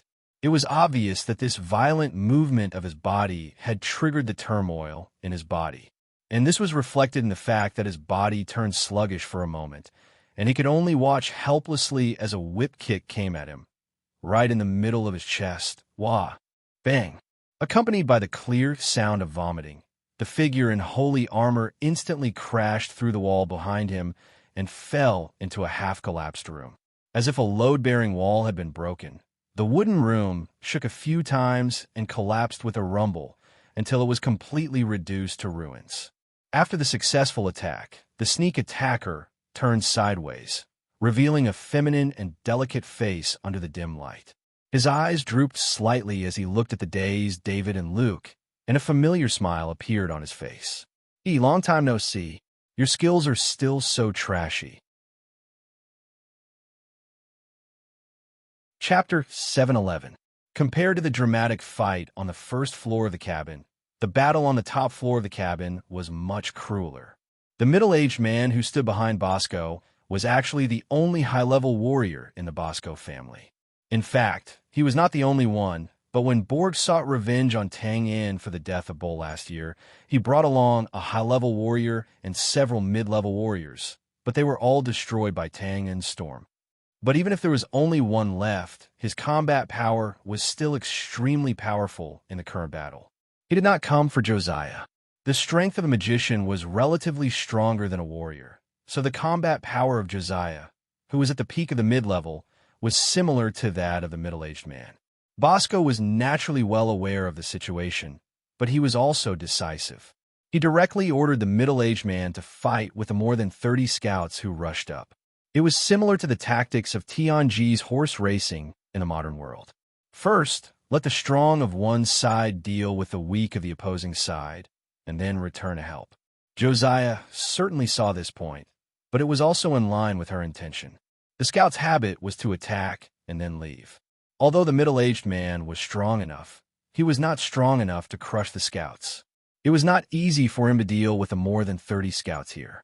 More importantly, she also got the opportunity to fight with Bosco to the death. Josiah was not clear about Bosco's strength, and she believed that not many people in the Gray Coat Army knew about it. Bosco was an old fox who had rich experience. Usually, he would use his brain more than force to solve things. But this was not a problem. After a short fight, Josiah quickly judged that Bosco's strength was about the peak of the mid-level. Perhaps he used to be a high-level warrior, but after all, he was old and his strength had gradually deteriorated. Realizing this point, Josiah could not help but feel admiration for him, even though he wanted to kill the other party as soon as possible. The reason was simple. Bosco's strength would certainly not exceed the high-level warrior at his peak, and if the strength of a warrior did not continue to be maintained, the speed of deterioration would be very alarming. But as the head of a family, Bosco was usually busy with chores, but now he was still able to maintain such combat power. He must have put in unimaginable effort behind the scenes. This was a man with great ambition. Of course, regardless of Bosco's temperament, Josiah undoubtedly held the advantage in the current battle. And that was indeed the case. Above the stage, Josiah stood in the center of the stage with a thin magic shield. He waved his hands and cast ice arrows, water entanglement ice balls, attacking and binding spells. Bosco, on the other hand, was in a sorry state. His luxurious robe was ragged, and there were several ice shards on his body, especially his irregularly bent left arm, which was obviously fractured by a heavy blow. However, his fighting spirit was abnormally strong.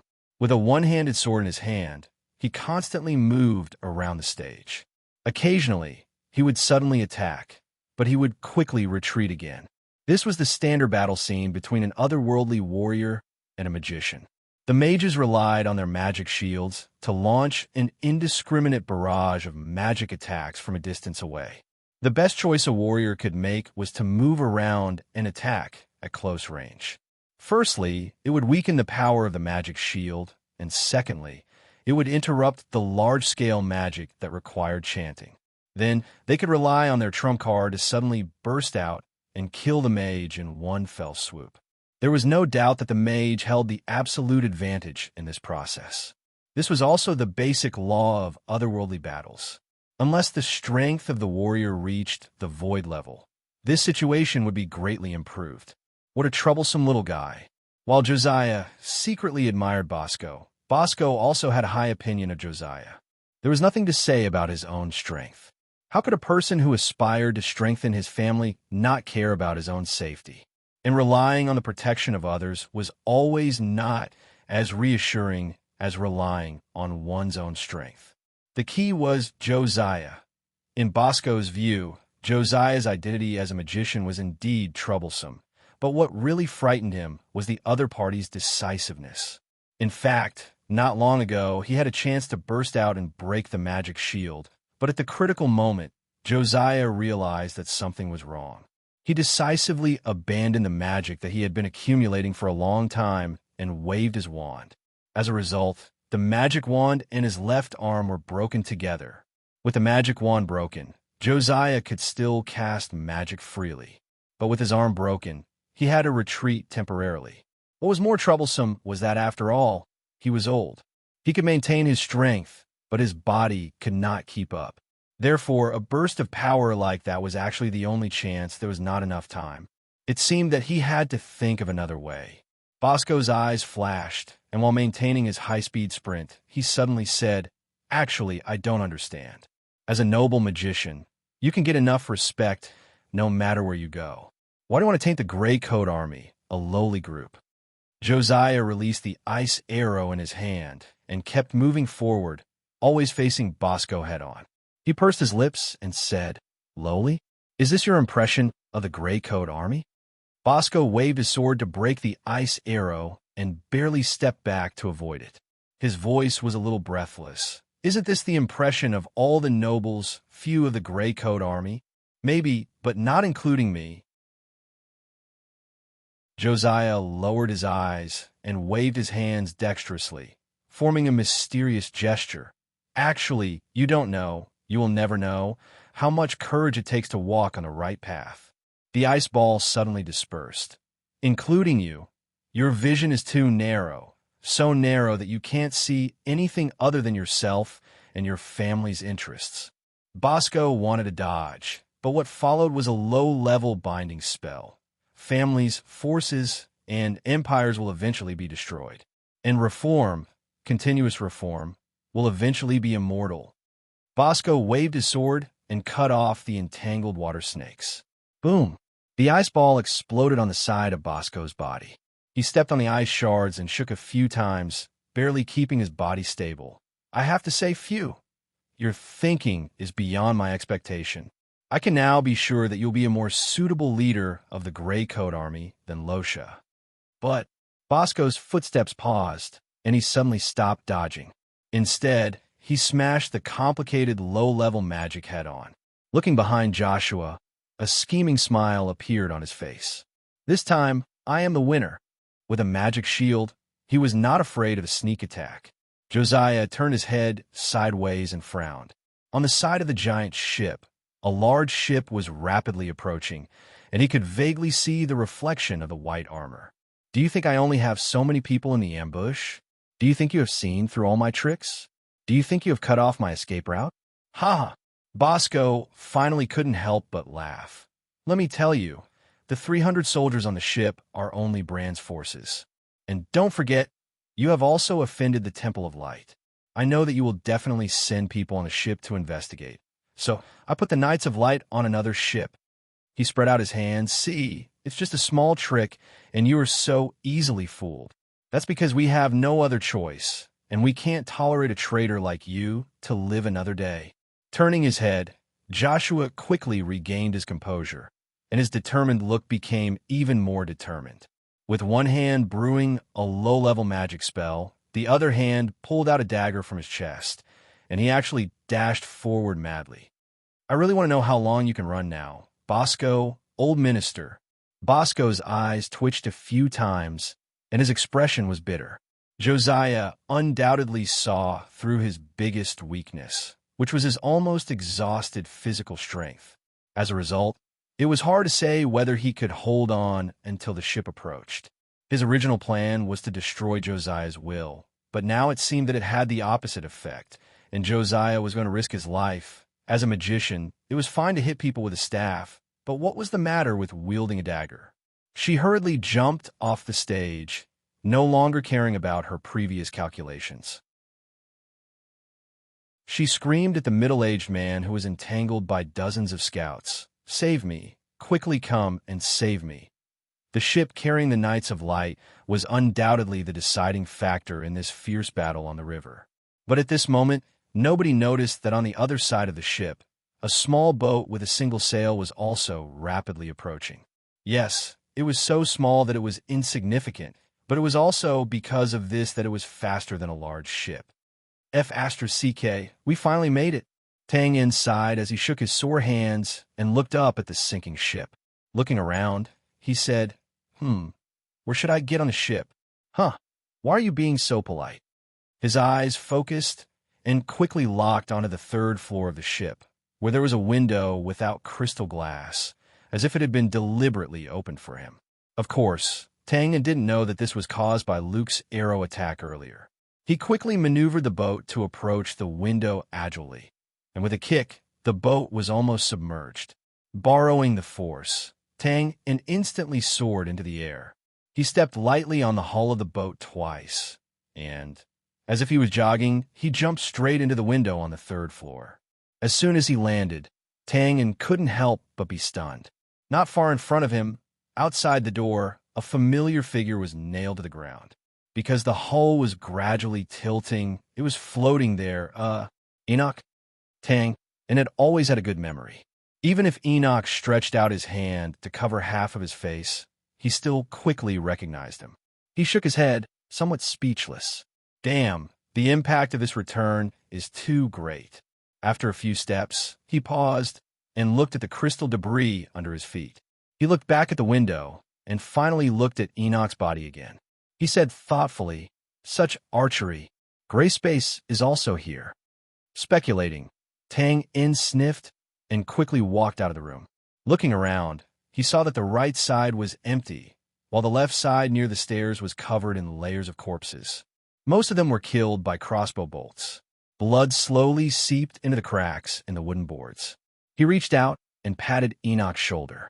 "I knew you couldn't give off such a strong smell of blood alone." Since there were corpses on the stairs to the left, Tang Yin naturally chose to go there and investigate. But at that moment, a door creaked open behind him. "I'm hungry, where is he?"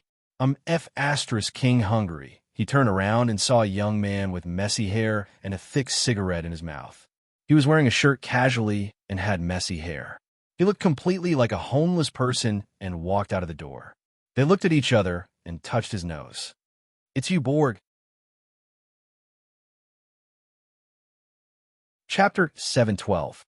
He got up from the bed in a daze. His brain felt as if it had been stuffed with 1,000 kilograms of muddy water, sticky and unusually heavy. The room was dark, and only the silver candlesticks in the far corner that were about to burn out were still emitting a faint light. He sat in a daze for a long time, his eyes empty. Only after the hull shook again did his stiff thoughts begin to flow, telling Borg how he was woken up just now. Borg looked at her in a daze and rubbed the side of his head. He vaguely remembered that this seemed to be his cousin, a cousin from a side branch of the family.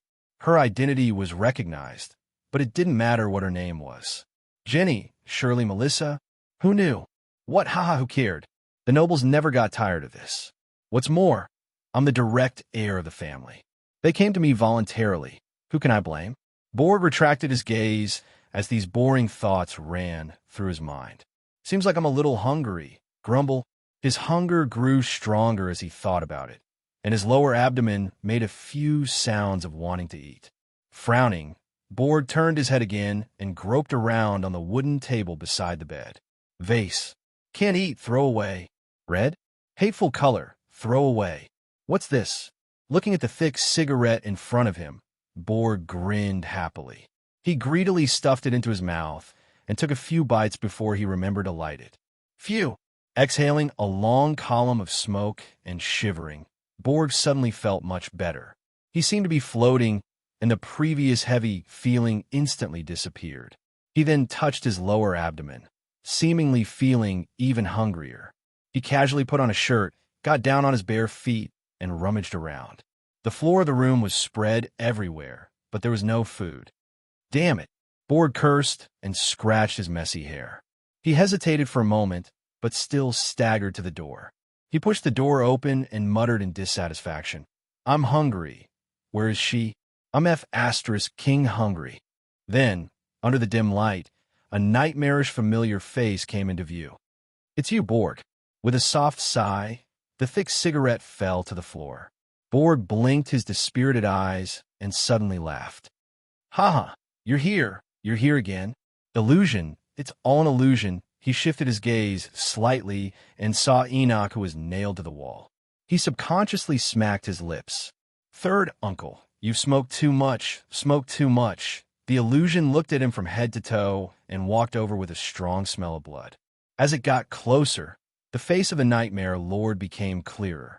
Borg unconsciously took a step back, waved his hand, and laughed nervously.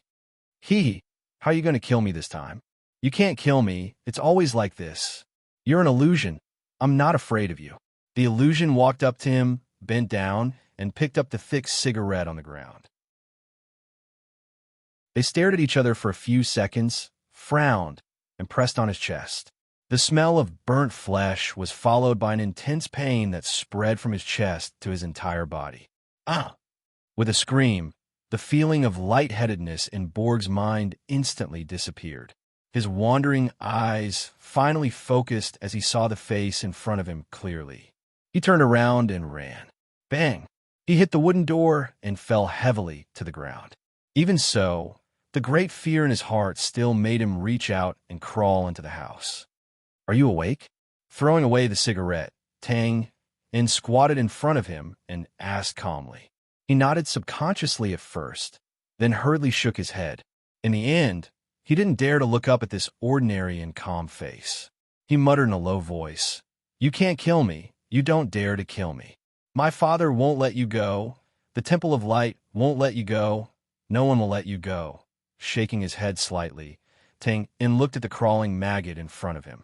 He couldn't associate this with the high-spirited Borg from before. He rubbed his eyebrows, feeling a little absurd. This is the kind of person who reported me, causing me to be wanted all over the continent, causing the Gray Coat Army to completely collapse? Tang wanted to say something, but in the end he just sighed sadly and reached out to Borg's neck. You're still dead, Katja. Borg subconsciously grabbed Tang's wrist and loosened his grip weakly. Boundless darkness came in waves. Getting up, he threw Borg's body back into the house and closed the door. Tang couldn't help but smile bitterly. After traveling thousands of miles, this was the result of revenge. It was really unexpected. Speechless, just as he was about to walk to the stairs on the left, there was a sudden tremor under his feet. Boom! A faint explosion came from below. On the first floor of the cabin, the airwaves rolled wildly, and the fighting energy overflowed. The cabin that was already in ruins was now destroyed again. The hundreds of soldiers who had previously attacked the stairs had already scattered. It wasn't that they had lost their fighting spirit. In fact, as long as they attacked for a little longer, they would definitely be able to take down the stairs smoothly. But now, with the fighting energy in front of them, they had no choice but to avoid it. Haha, gray space, interesting indeed. I'm honored to tell you that I'm angry. Get lost. With a fierce roar, the shadow of a spear flashed, and a figure flew out, spitting out a large mouthful of blood in the air. He fell to the ground and rolled until he crashed into a pile of rubble before stopping. He spat out another mouthful of blood. A cough, cough. He forced himself to push away the rotten wood on his body, his expression bleak and bitter. The opponent was too strong. Even if the three of them attacked together, they still couldn't fight back. Looking at the battlefield, David was still waving his sword like a madman, but his body was already covered in blood. In the gray space, his dodging skills were the worst, and he was the one who suffered the most attacks. In addition, the other blurry figure was in a better situation. He constantly flashed around the opponent like a ghost, waiting for an opportunity to attack. Although the effect was minimal, at least he was able to restrain the opponent's attacks and prevent David from being killed instantly. It had to be said that this cooperation was very effective. Of course, in the gray space, these two people were the best at cooperating with each other. But this was Michaud. Luke wiped the blood from his mouth, his eyes full of indescribable complexity. Michaud was a traitor. That was undeniable. However, it was this traitor who had saved them when they were in danger. Now, he had even sacrificed his own life. Why? If you can't bear to see us die, why did you choose to betray us before? We're brothers who have gone through fire and water together. Just as Luke, who had basically lost his ability to fight, asked himself blankly, the situation on the battlefield changed again. Let's stop here. Your cooperation is good, but that's all there is to it. As soon as the words left his mouth, the white light suddenly surged like a tide, mixed with the shadows of the spear, and instantly shot out. Boom! The airwaves rolled, and the hull trembled. Pooh! Pew! Under the indiscriminate attack, David and Michaud were like willows in the wind, and with just one touch, they both vomited blood and flew back. Owens's absolute strength was undoubtedly terrifying, and it wasn't something that David and Michaud could resist. More importantly, after being kicked by Michaud, although it was humiliating, Owens felt a lot better. At least, he didn't feel like vomiting for a while. Why? Why did you betray us? David's injuries were very serious, but compared to that, he was more interested in the reason behind his question. Michaud's movements were outstanding. Although he had also been sent flying back, his injuries were undoubtedly much better. He slapped the floor and instantly got up. Glancing at the agitated David, he said indifferently, "Didn't Angus tell you? You should already know, right?" David raised his head and roared, "No, my ass. I don't have asterisk king believe it. I don't believe it, but it's the truth. Didn't you come this time to kill me?" David was stunned. Then he lowered his head like a deflated balloon and murmured, "Then why did you save us?" After a few breaths of silence, Michaud said, "I knew I couldn't live, and I didn't want to kill myself. Originally, I wanted to die at the boss's hands. That was the best outcome for me. Unfortunately, the boss didn't come this time, so I saved you."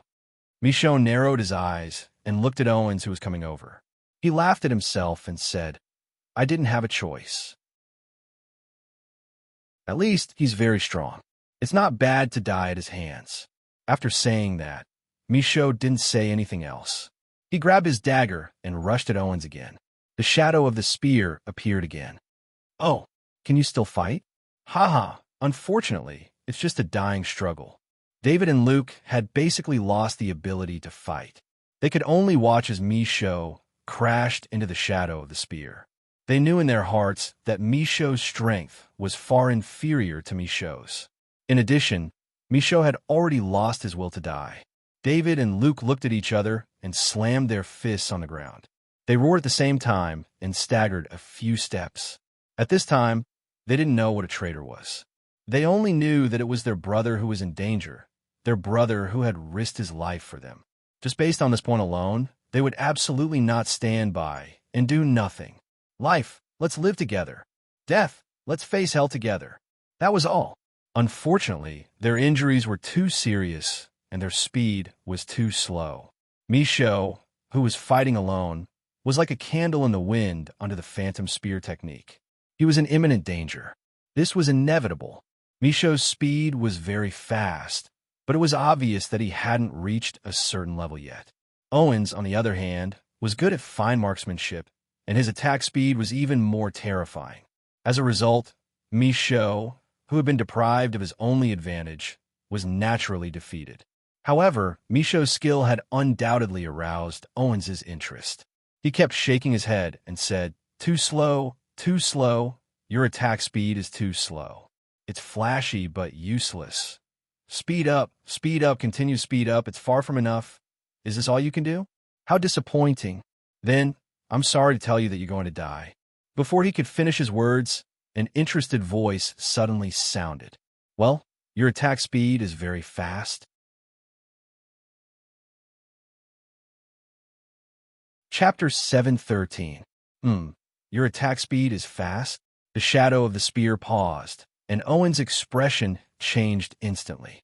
It was not that he could not tell who the speaker was, but that this sentence was clearly far away when he first heard it. But when the word fast ended, it seemed to have already reached his ears. What kind of speed was this? Before he could answer his doubts, a bone-chilling killing intent came crashing down on him. His exposed skin felt as if it had been pricked by needles. Roar!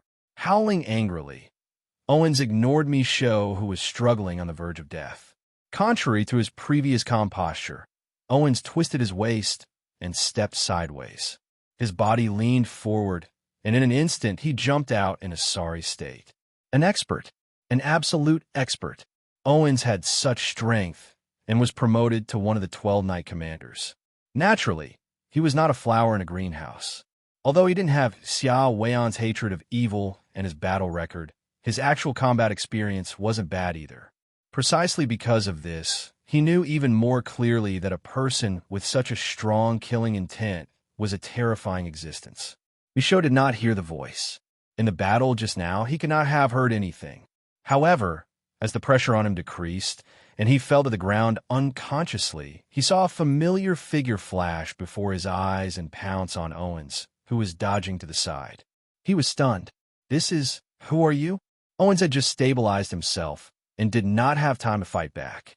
The attack was already in front of him. He could not help but ask in horror. There was no answer. There was only a sky full of stars, and the sharp whistling sound was ear-piercing. Owens was good at small and dense attacks. When he saw this, his pupils shrank. He did not panic, but was happy instead. Good. He waved his long spear and did not use the domon. Instead, he also brought up layers of spear shadows to meet the attack. Although it was not said clearly, this was undoubtedly a battle of attack speed. In the world of martial arts, there was nothing that could not be broken. Only speed could not be broken. What the two of them were doing now was to see who was faster, whose attack was more dense, who would be the king of this narrow area when they met on a narrow path. Owens was very confident. The source of this confidence was not only because of his famous fighting style, but also the natural advantage of the long spear. Everyone knew that spears were long-range weapons. At first glance, it didn't seem as light as a dagger, so its attack speed was naturally slower. However, this was not the case in reality. Or rather, this was just the opinion of ordinary people. In the eyes of an expert, the difference in weight between a spear and a dagger was negligible. It was laughable to use this as a standard. Weapons were the extension of fists. As long as one wielded them well, they would be able to bring out the essence of the weapon. It was not just a simple metaphor. Therefore, not only would the spear not be a burden to the attack speed, on the contrary, with this buffer distance, the spear would have the opportunity to make up for mistakes. However, in less than 10 breaths, Owens's confidence gradually collapsed. Attack, suppress, counterattack, suppress, counterattack again, and continue to suppress. No matter how fast Owens increased his hand speed, no matter how dense the spear shadows were, after thrusting out, the tip of the spear would always be deflected by a very weak blade light that was enough to change the direction of the attack. Owens was very familiar with this scene, because not long ago, when facing a rapidly shooting arrow, he did the same thing. The tip of the spear instantly shattered the arrow. This process seemed to be understated, but in fact, it involved the accuracy, speed, prediction, and other abilities of the attack. It was also a symbol of the suppression of the difference in strength. Realizing this, Owens's expression changed again, and it instantly became much gloomier. The opponent was crushing his attack speed. He still had the strength to spare? In extreme shock, he couldn't help but exclaim again, "Who are you?" Not far away. "Boss." David, Luke, and Michaud looked at the familiar figure, the dagger, and the fact that he was able to maintain his precise fighting style, even while moving at such a fast speed. "Boss." David, Luke, and Michaud murmured as they answered Owen's question. Yes, this must be the boss. David and Luke were instantly excited. Previously, although they had always believed that the boss would not have an accident in the northern wilderness, it was also a fact that he had not returned for a long time. Therefore, when they talked about it, they couldn't help but feel nervous. But now, this feeling disappeared in an instant. The boss was back, and at the most critical time. Compared with David and Luke's excitement, Michaud's expression was much more complicated. There was also excitement, but most of it was confusion. Originally, he had already thought of a plan. When he met the boss, he would fight and then die under the boss's blade, and everything would be over. But now this simple plan was suddenly blurred. He had been taught by the boss until now, and they had been through a lot together. How could everything be over? Of course, Owens couldn't hear what David and the others were saying now. Just like Michaud before, the threat of death was like a dark cloud in his heart. Even if there was a thunder in his ears now, he couldn't hear it, let alone the sound of talking. Of course, this voice did not include Tang In's voice. After opening his mouth, Tang In did not answer the question.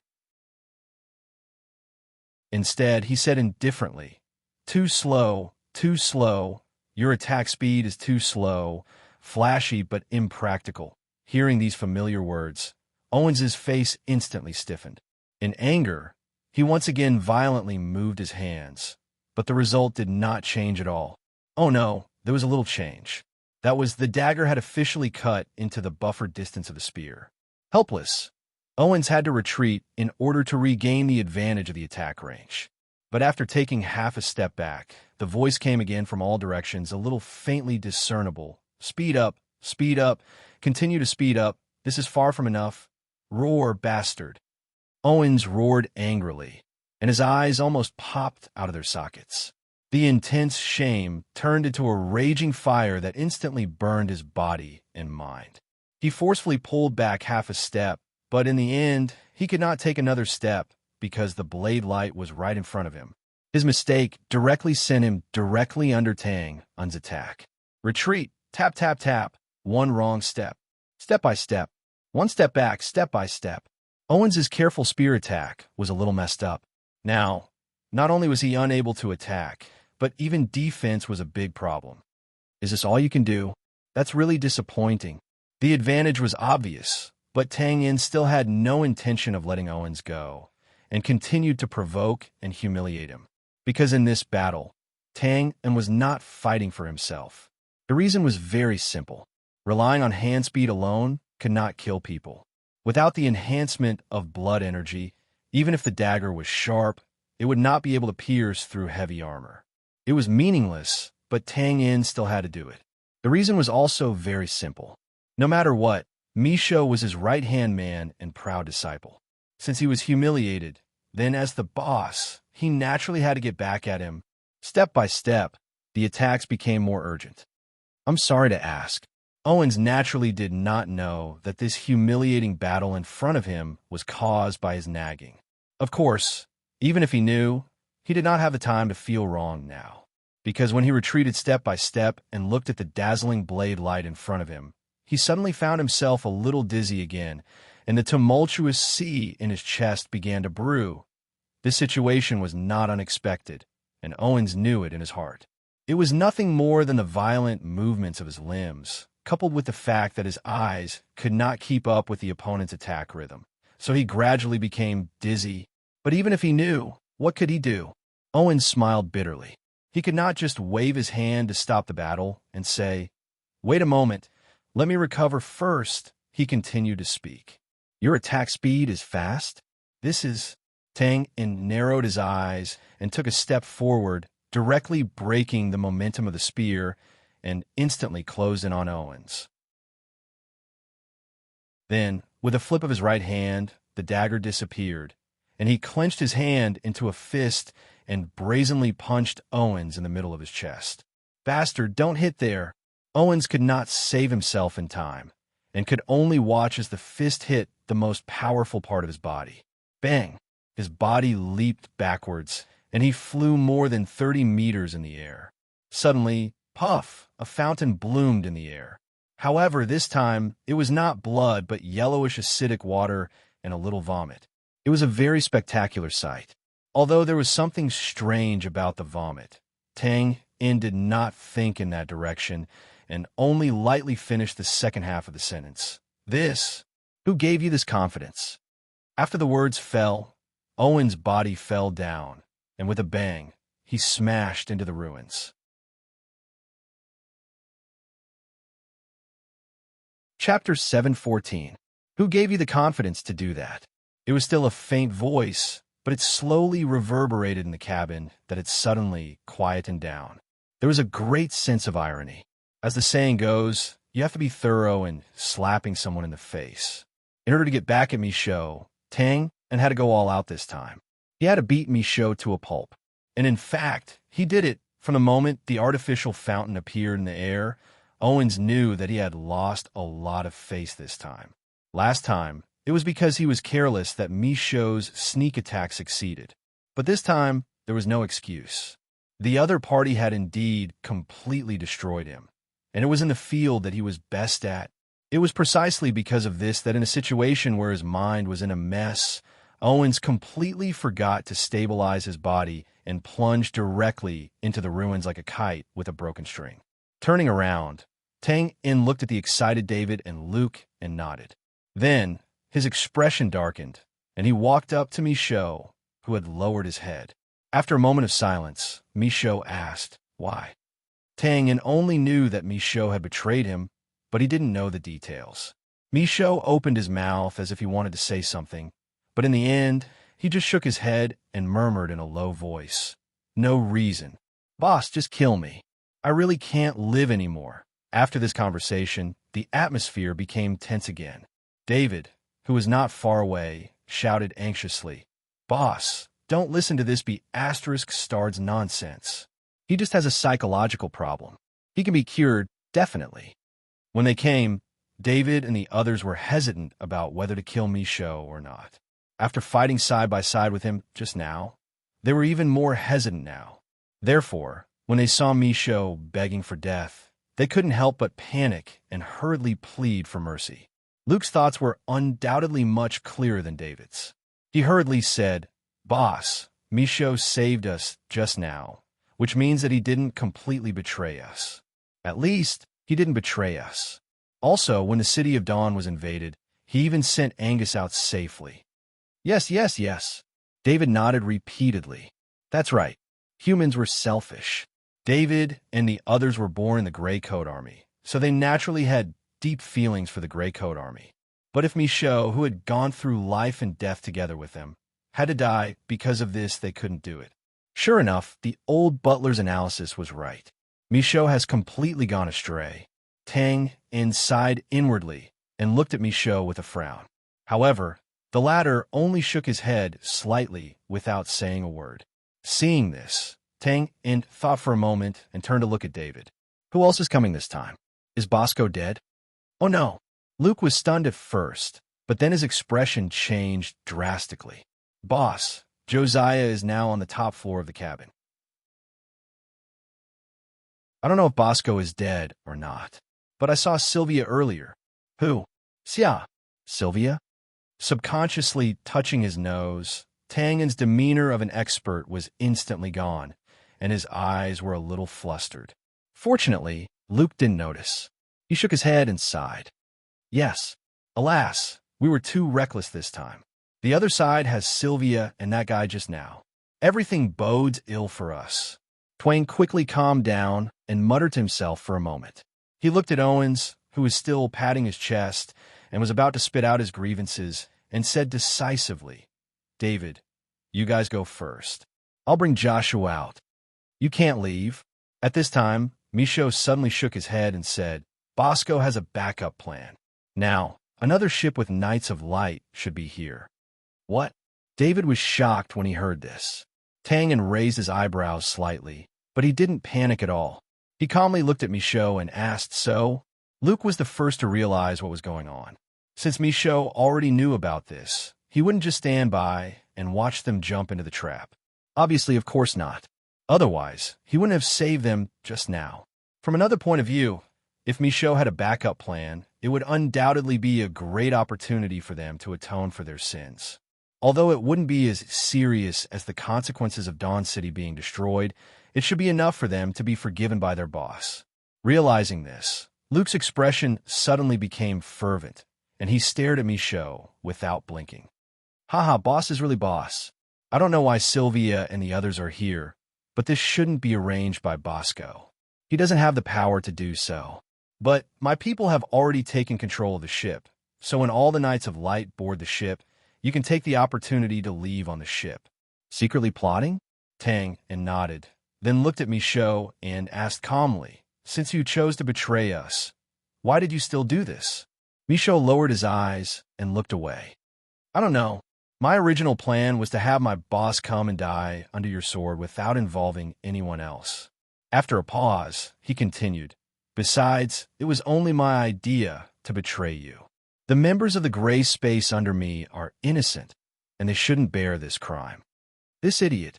Hearing this, Luke became anxious and quickly shouted, Boss, it's not like that. Misho was just being impulsive. He wanted to redeem himself. Tang and waved his hand and interrupted him. He squatted down and looked at Misho quietly, and he couldn't help but feel complicated. Misho used to be his favorite disciple, but now he was close to becoming a ruthless killing machine. After a moment of silence, Misho said, Do you want to die? Die in my hands? Yes. Tang and he shook his head and smiled mockingly. Sorry, you don't deserve it. Misho, you don't deserve to die at my hands, and you don't deserve to die in front of me.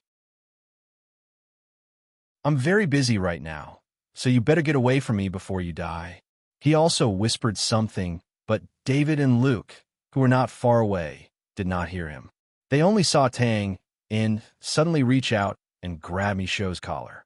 He stood up and swung his hand, shouting, Get lost! Misho's body flew out like a sharp arrow, and with a bang, he crashed through the wooden wall of the cabin and fell into the water. No, boss! Seeing this, David and Luke's expressions suddenly changed. They stretched out their arms and cried out in alarm. They knew very well that Misho was seriously injured and couldn't go anywhere. And even if he was fine, there was no way he could survive in this vast river. Stop! Tang shouted and stopped David and Luke from going to the broken wall. His face was gloomy, and he said coldly, From this moment on, Misho is no longer in the gray space. After saying that, he turned around and looked at the startled scouts at the stairs. He waved his hand and pointed at David and Luke. Carry them out. Also, gather everyone on the deck. Yes. The brand soldiers looked at each other and didn't dare to stop the scouts from coming over. They could only watch as the scouts carried the 2 wounded soldiers out of the cabin. At this time, the giant ship was leaning to the right, and the river was constantly sinking into the sides of the ship. It was as if there was a monster under the ship, trying to swallow this big piece of food. As for the large cargo ship that Josiah and Luke came here, because of the giant ship, only the masts were standing alone and the sails were floating with the waves. On the top floor of the cabin. Now, only Joshua, a dozen scouts, and the middle-aged advanced martial artist who was blocking the path to the white roof were left on the observation deck. As for Bosco and the clansmen who had previously escaped, they all went to the top of the roof and disappeared. Bang! Bang! Bang! Their figures flashed and roared. The remaining dozen or so scouts rushed forward one after another, but the gap between their strength and that of the middle-aged man was too great. Although the middle-aged man was also covered in blood and was on the verge of collapsing, it was impossible for them to open a passage. At this time, a loud shout was heard. Get out of the way! Upon hearing the sound, The scouts dodged one after another, giving way to Joshua's figure whose robe was fluttering. With a frosty face, she made a few mysterious gestures, took a step forward, and pushed forward with difficulty. Whirling ice storm.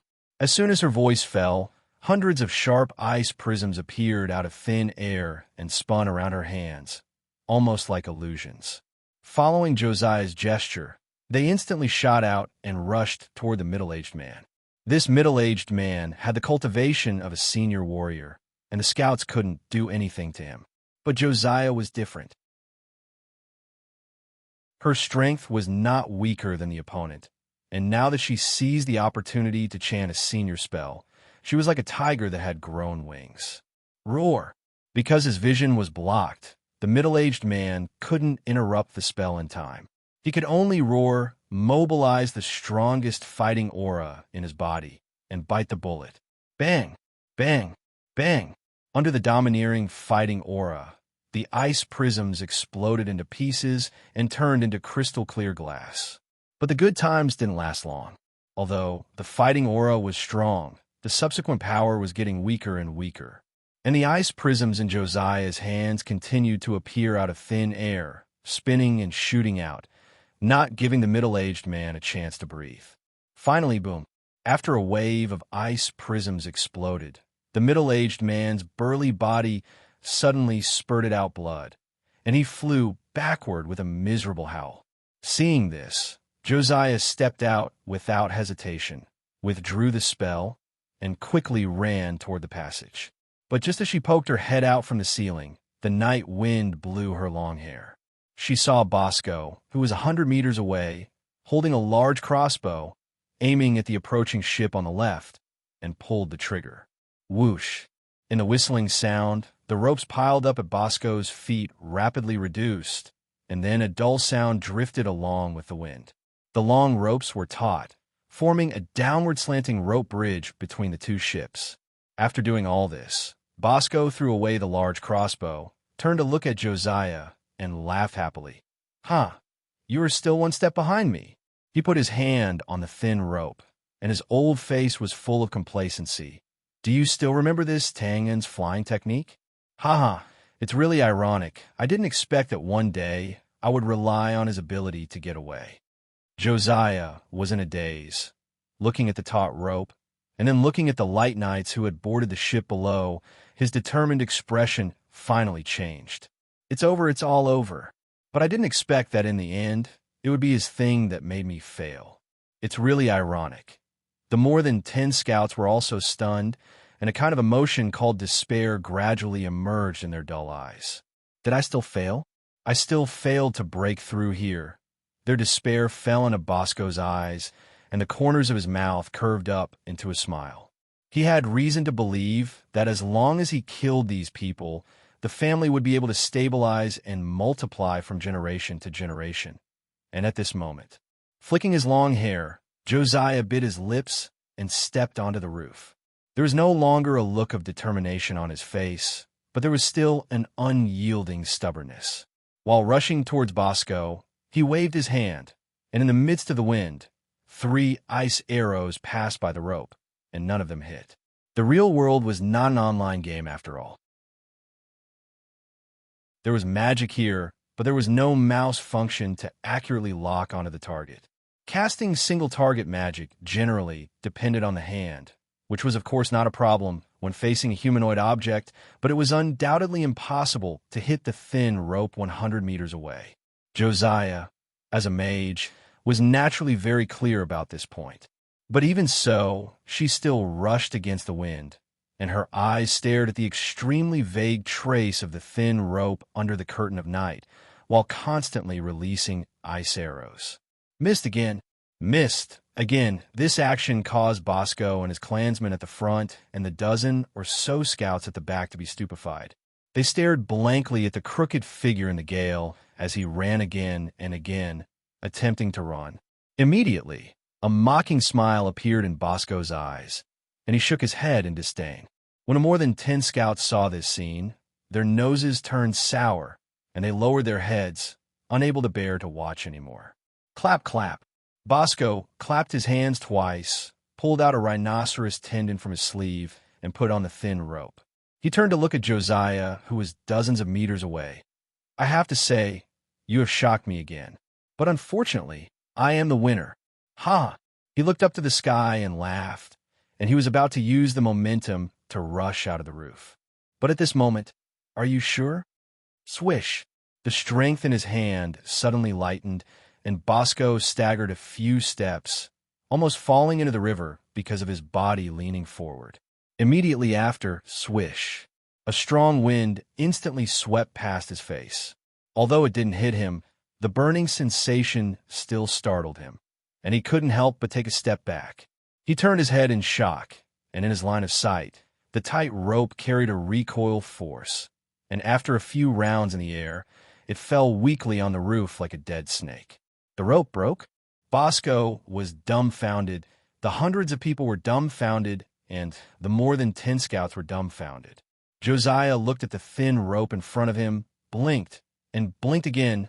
The river wind was biting cold, and there was dead silence on the roof. Everyone was frozen in the previous second, like a sculpture exhibition, motionless. Suddenly, he hysterically screamed, "How is it possible? How is it possible? How is it possible?" Bosco kept repeating the words with complicated meanings, and it gradually weakened and finally became a low murmur that was almost inaudible. Hwah! Ice and fire at the same time.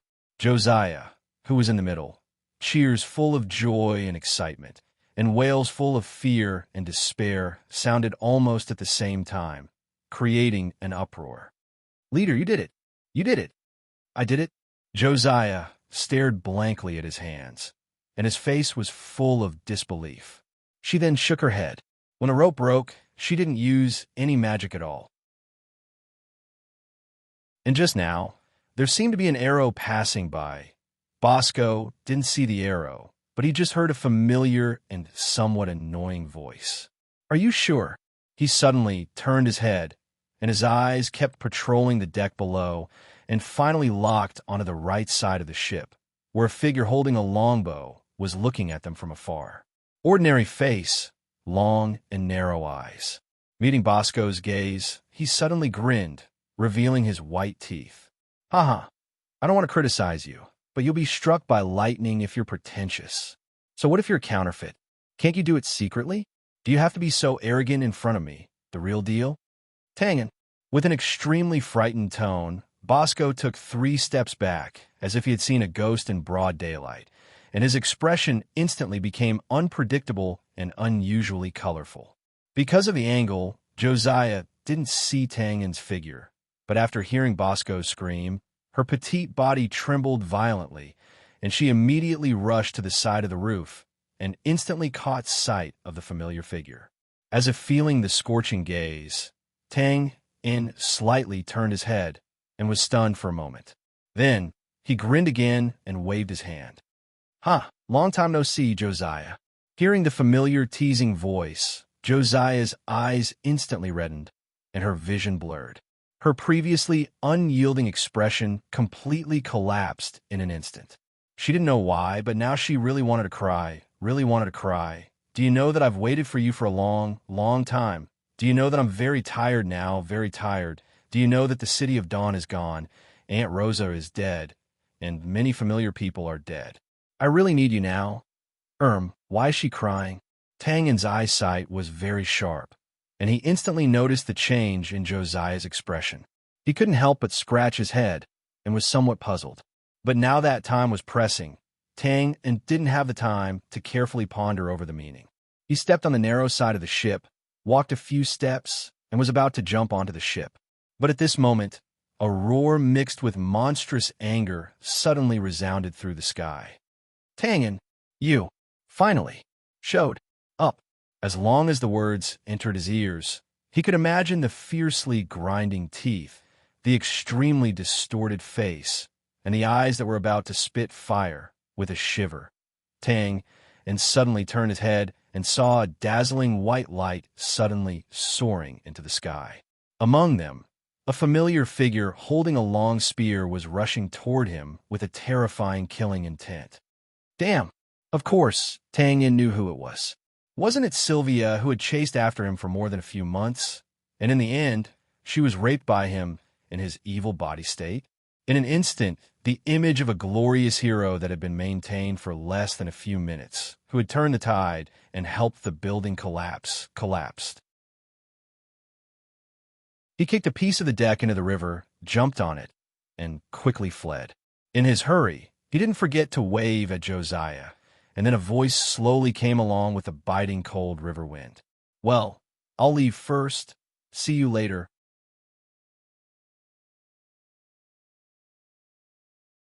Chapter 7:15. At the moment when the rope was broken, the ambush on the river was actually coming to an end. Bosco and the hundreds of people were not strong enough. Plus their escape route was cut off. They were full of despair and did not have the slightest desire to resist. In the chaos, Josiah fulfilled his promise and pierced Bosco's heart with an ice arrow. Finally, this treacherous old fox closed his unwilling eyes. Before he fell to the ground, a scout with a black balaclava rushed over and took away Bosco's head with a dagger. As soon as Bosco died, the monkeys would scatter. Those clansmen didn't make any form of resistance. They didn't even know how to escape in their muddle-headed state. They just stood there and watched the blade light slashing down on their heads, waiting to be killed. At this point, the Bosco family was completely destroyed. Now, they only needed to bring Bosco's head back to the Gray Coat Army. Then, Rose's revenge would be temporarily avenged, and Josiah would officially become the new leader of the Gray Coat Army. At this time, the hundreds of Knights of Light had all entered the cabin, but unfortunately, when they rushed to the roof like wolves and tigers, they found that it was empty except for the corpses all over the floor. When they looked down, they found that there were dozens of figures on the river, swimming towards the ship that they came on. They were petrified on the spot. Before the Knights of Light could understand what was going on, they saw people on the side of the ship putting down rope ladders and tacitly picking up the dozens of people in the water. They then turned the rudder and quickly left. Our ship has been robbed. Realizing this, the Knights of Light looked at the sinking ship under their feet, and another question popped up in their minds. Then what should we do? Suddenly, there was an uproar. Now, there were no more than two options in front of the Knights of Light. One was to find a way to take back the ship, and the other was to save themselves on the spot. The difficulty of taking back the ship was too high. It was not that they were not strong enough, but the key was that the ship had sailed far away and their attack range could not reach it. Of course, there was one person whose attack range could cover it. If he chose to attack, he could easily take back the ship. That was Owens. Unfortunately, Owens was in a very bad state now. He could not see people clearly and could not even walk properly, let alone go down the river to take back the ship. Since this path was blocked, the only thing left was to save themselves. Fortunately, the ship lacked everything except wood. The Knights of Light worked together and tore down the huge stage in the middle of the observation deck. They then tied some wooden planks around it and created a huge floating object. As for the brand soldiers who were still alive, they naturally did not have the qualifications to step onto this stage. They hurriedly took off their heavy iron armor, each holding a wooden plank, and heroically jumped into the river. Plop, plop, plop. No one would have thought that the final outcome would be like this, but who was to blame? After thinking about it, the Knights of Light and the brand soldiers had a deep grudge against Bosco. Originally, what was he trying to do? Now, he had completely screwed up. If they had concentrated all their forces on the giant ship, how could this have happened? That was true, but Bosco couldn't be blamed for this. Because if they had put everyone on the giant ship from the beginning, it was hard to say if Josiah and the others would still make such a reckless move after finding out the situation. Therefore, although Bosco's ambition was a bit big and he intended to do it once and for all, his general plan was still good. The reason why it ended up in a tragedy was that he was unlucky enough to meet Tang In, who had just returned. Floating on the stage. Wah, cough, cough. Sir, how do you feel now? Bosco looked up in confusion. I feel well, not bad. But can you stop swaying when you speak? Can you be a bit more stable? The Knight of Light looked down and was speechless when he saw that his body did not sway at all. Finally, after Owens submerged his head in the river for a minute, he suddenly raised his head and shook his head. Only then did the disgusting feeling recede. He wiped the water droplets on his face and fell on the stage. His chest rose and fell as he gasped for breath. He then turned to look at the Knight of Light beside him. How is the situation now? Don't help me up, just let me lie down. Well, I suddenly found that the starry sky tonight is very beautiful. Amidst the dry laughter, the Knight of Light, who had just squatted down, was stunned. He tactfully did not expose Owens's seasickness and pointed to the sunken ship in the distance and said respectfully, "Sir, it's over. This operation was a complete failure. The people of the Gray Coat Army have fled by ship, and those traitors have been killed." Owens turned his head and saw that the originally huge ship had now turned into an inconspicuous blurry shadow, and it was still sinking and shrinking. He nodded slightly and murmured, "It's good that it's over. Whoever gets on the ship in the future is a bastard." After a pause, he said, "By the way, where is Sylvia?" "Lady Sylvia went to chase the heretic called Tang. She has entered the river and hasn't come back yet." Sylvia's roar at the last moment was naturally heard by everyone, and even the name Tang was exposed. Tang in? Owens was startled when he heard this, and then he remembered that Sylvia had said that his spear skills were not enough. He was stunned, and his expression gradually relaxed. He whispered to himself, "No wonder. I didn't expect there to be someone whose attack speed is faster than mine, and by so much. How is this not enough? It's clearly not on the same level." "Sir, what did you say?" "Oh, nothing." "Well, I want to be alone." After the Knight of Light retreated, Owens could not help but shake his head, and the corners of his mouth were full of bitterness. In addition to the serious blow to his confidence, to be honest, Owens was not optimistic about Sylvia's pursuit this time. Although he had only fought with Tang In for a few minutes, it was enough to confirm that the opponent's speed was indeed shocking. Not to mention his strength. Just based on his speed, it was impossible for Sylvia to catch up with him in this vast river. Damn it, looking at him, he seemed to be a little younger than himself. Where did this abnormal person come from? Owens' speculation was not wrong. In fact, only an hour later, Sylvia, with a frosty face, stepped on a wooden plank and returned through the waves. It was rare that she did not respond to the saluting knights around her. She walked to the corner of the stage and sat cross-legged. Her expression was full of unconcealable haze and gloom. The surrounding temperature seemed to have dropped by a few degrees, and strangers were not allowed to come close.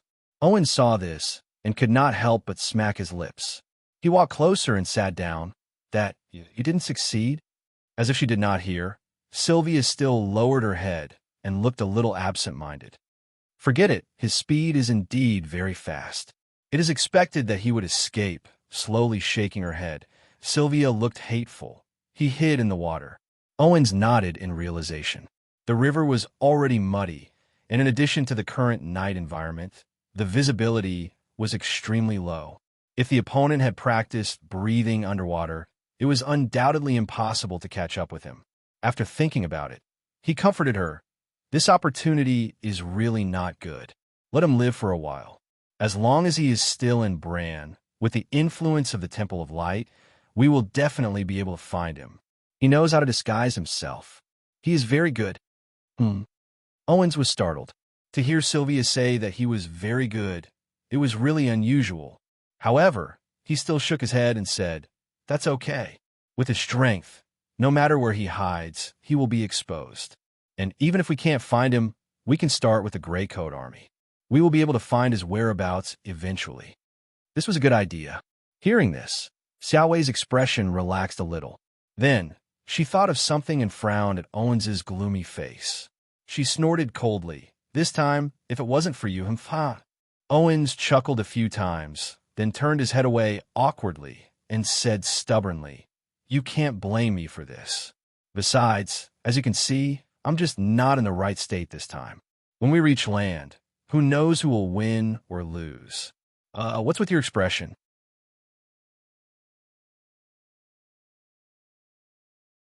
Chapter 716.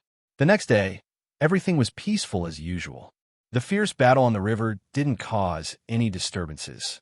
It was like the wind blowing across the lake causing ripples. After the wind blew, the lake was still as calm as before. Of course, this matter was indeed insignificant, at least in the eyes of the Bran Empire.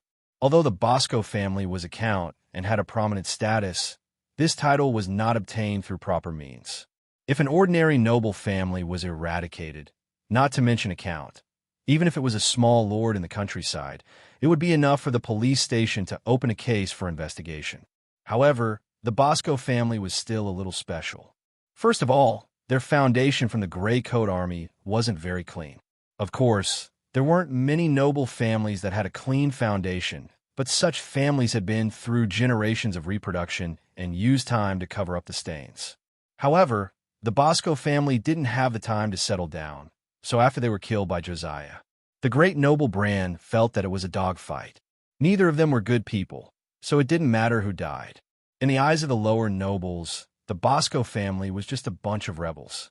Now that they had turned into a noble family with a higher status than them, they couldn't help but feel envious and jealous. Now that he saw that the other party had finally suffered a backlash, he only felt happy and satisfied. He added a neutral comment. Crooked practices won't last long. After all, the foundation of a noble family can only be accumulated with time. His words were reasonable and convincing. Let's not care about the wind and rain outside. Let's set our sights on an inconspicuous small town by the river. Let's not talk about the name of the town because it was so small that it wasn't worth mentioning. Small towns like this could be seen everywhere in the Bran territory. In the slums of the city, there were potholes on the streets and idle people. Different from the desolation of the big cities, there were still many residents here. The reason was simple. It was nothing more than a poor place, so naturally there were more poor people. In addition to lamenting the current situation, it would often make people feel angry at the fact that they didn't fight for it. Because the people here were poor, but they were content with being poor. Just like the two young men at the entrance of the alley. Although their clothes were shabby, their physiques were clearly very strong. But now, they would rather chat and bask in the sun than go out and find a proper job. All right, let's listen to what they're talking about.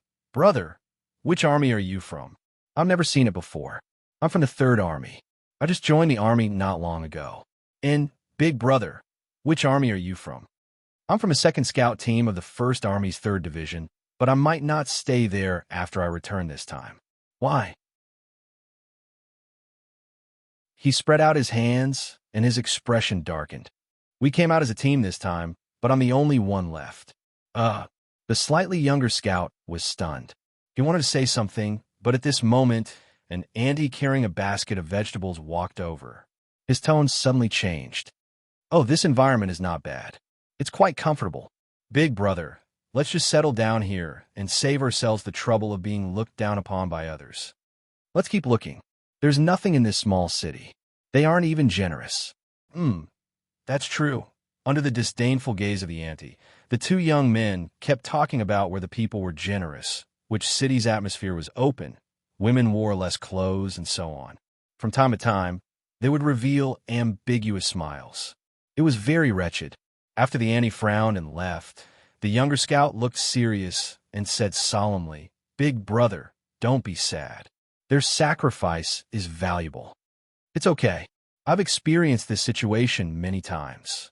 He waved his hand, and his expression returned to indifference. He sighed and said, You're right. Their sacrifice is valuable. That old dog Bosco was killed. The souls of Leader Lhasa and more than 10,000 civilians can rest in peace. Nodding silently, the young scout said after a while, It's just that Tangin. He hesitated and finally didn't continue. What's wrong? Do you feel uncomfortable? No, and actually a little. After all, this matter started because of him, and the leader said earlier that he would personally hunt him down. So what? Well, don't tell anyone about him when you go back. You just joined the army not long ago, so you don't know about Tangin's position in the Greycoat Army. He was a hero who repeatedly turned the tide. The Grey Space team that he created was even more amazing. I wanted to join at that time, but my strength was too weak. It's a pity. After a pause, he continued, Although this matter started because of him, no one knew about it. Originally, it was just like that, but that bastard board told the Temple of Light, which led to the subsequent events. Anyway, I only have admiration for him. Take this time, for example. I followed the leader up to the roof. Haha, it's a little embarrassing. The leader is the leader after all. Even at that time, he didn't give up, but we were in despair.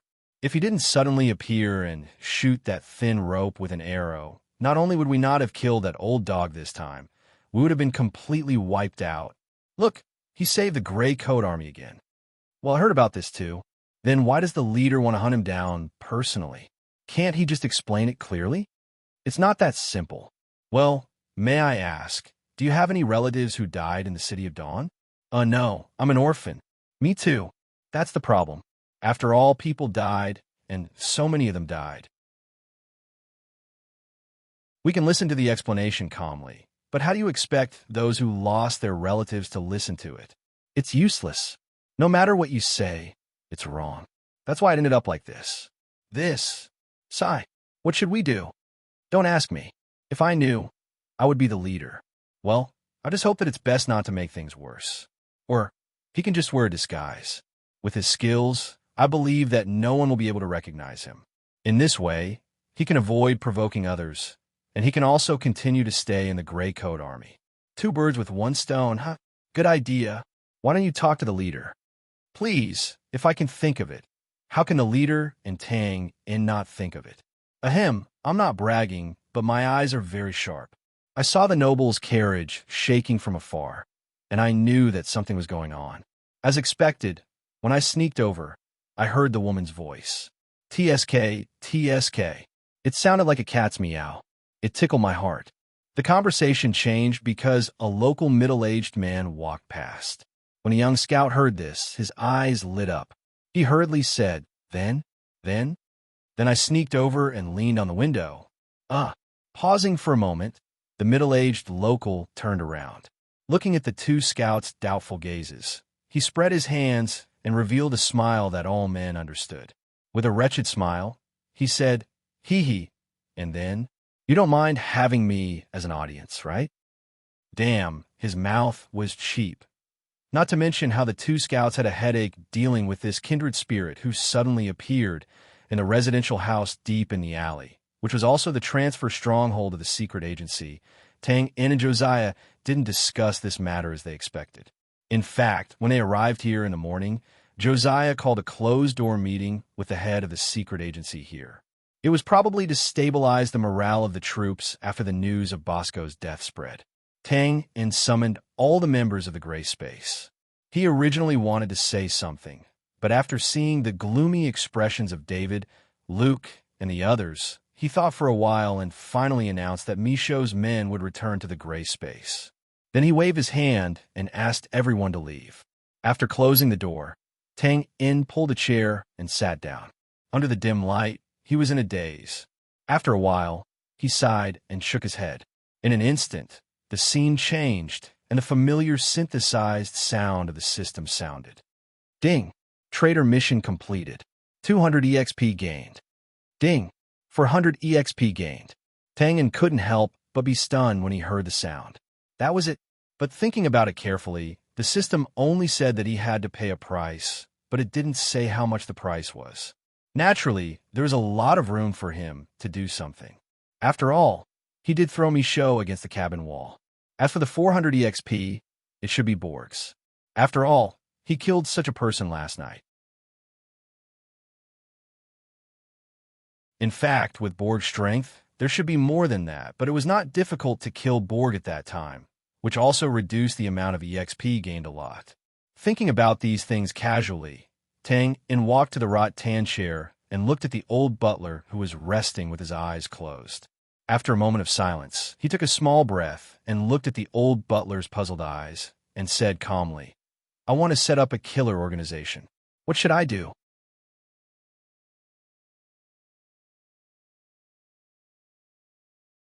Chapter 717. I want to set up an assassin organization.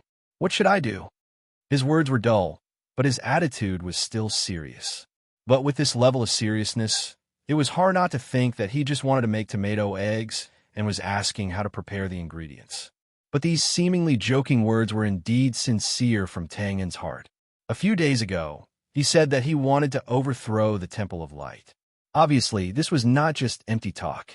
However, this sounded like a huge project. If he were to rely on himself or the gray space, it would undoubtedly be far from enough. So, Tang En thought of setting up an assassin organization. Of course, the old butler also knew the purpose of Tang En's actions. He nodded, good idea. But first, you need to determine what kind of assassin organization you want to set up. Tang En frowned. Is there a difference? Of course there is. The most important thing in an assassin organization is the assassins.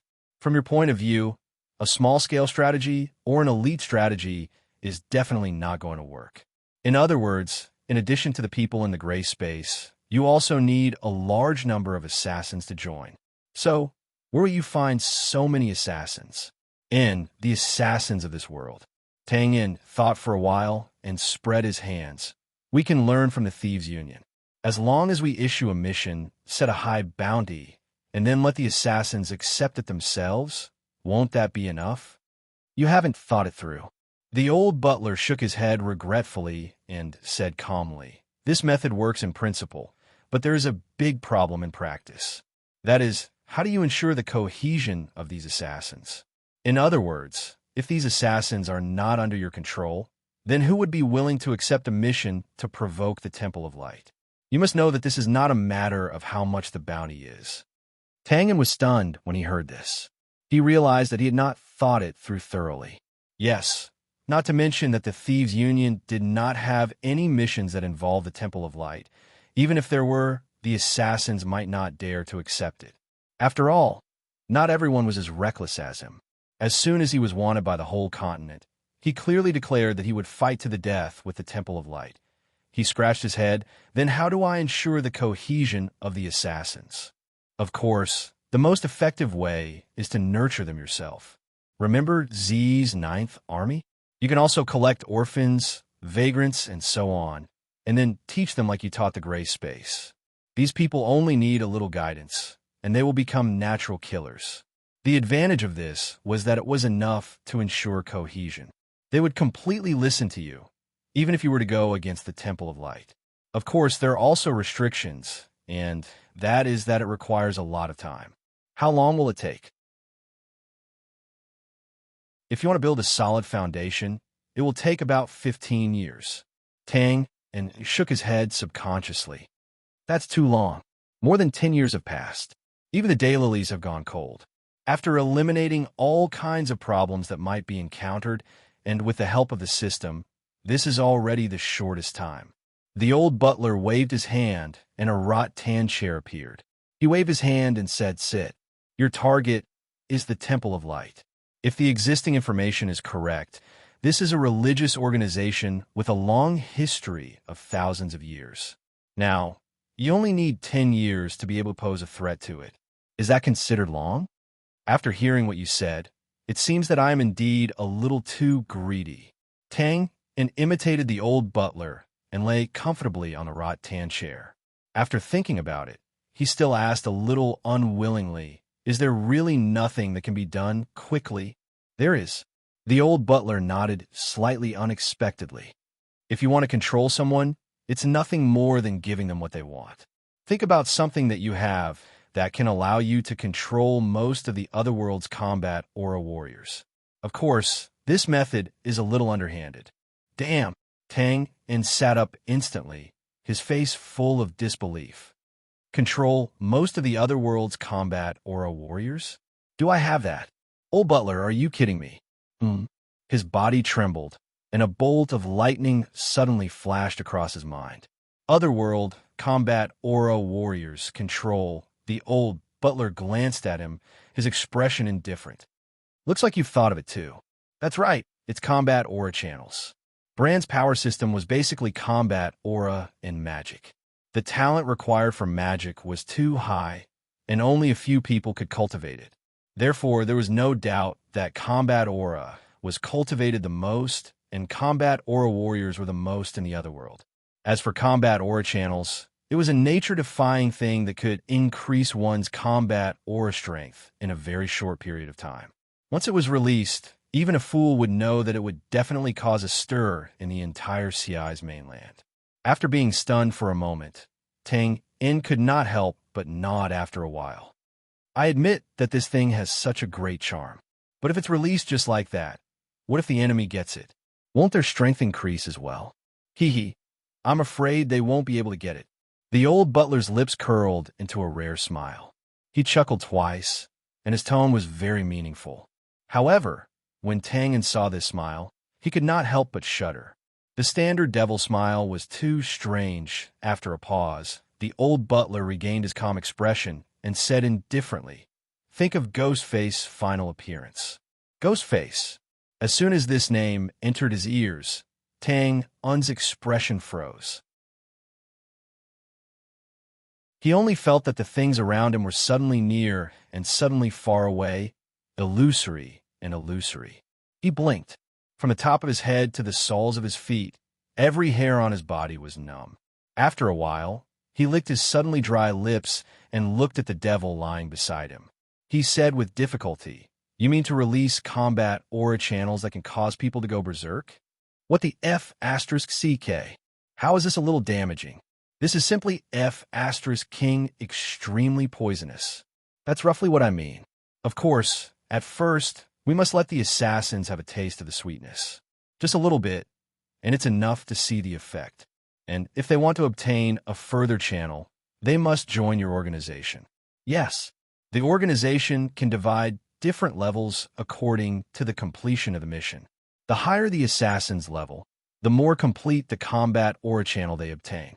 Of course, there are problems with this complete combat aura channel. If someone betrays you, you can release the problematic part at the right time. Martial artists always value strength. Even if it's just a little increase, it's still very tempting to them. So you only need to take out a problematic channel. This way, although the strength of the otherworldly martial artist will increase, it's actually limited. It won't break the current balance. Tap, tap, tap. His fingers tapped lightly on the rattan chair's armrest. Tang listened in a daze as the old butler continued to perfect the plan. Of course, this way, you'll be in great danger.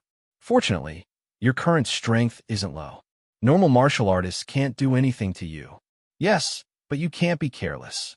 The combat aura channel can be appropriately decorated and turned into an ancient secret manual. To the outside world, you can say that you found it in some ruins. This way, it won't expose the existence of other channels on your body. In addition, the organization's upper-level structure has to be built more complicated. Single line of communication to ensure your safety to the greatest extent. Tang kept nodding in a daze until the old butler weaved the plan almost seamlessly. Only then did he swallow his saliva and raise his hand. His expression was very solemn. "Old butler, let me ask you a question. It's very serious. Well, you didn't sell white flour before, right?" It was no wonder that Tang asked this question. If the combat aura channel was used like this, it would become an out-and-out opium. Not only would it make people unable to stop, but it would also harm themselves in the end. Moreover, this rigorous promotion idea, single line of communication, and so on sounded like the method of selling white flour. However, regardless of whether it was selling or not, Tang's safety could indeed be guaranteed. This was also the reason why the old butler proposed this method now. After all, even if the combat aura channel was disguised as a secret manual, this secret manual could still improve a martial artist's strength. As the saying goes, treasuring a jade ring becomes a crime. It was just like the martial arts novels that Tang read in the modern world. As long as a peerless secret manual appeared, the person who got it first would definitely die. That was to say, Tang's strength was not low now, and he basically did not care about those below the void level.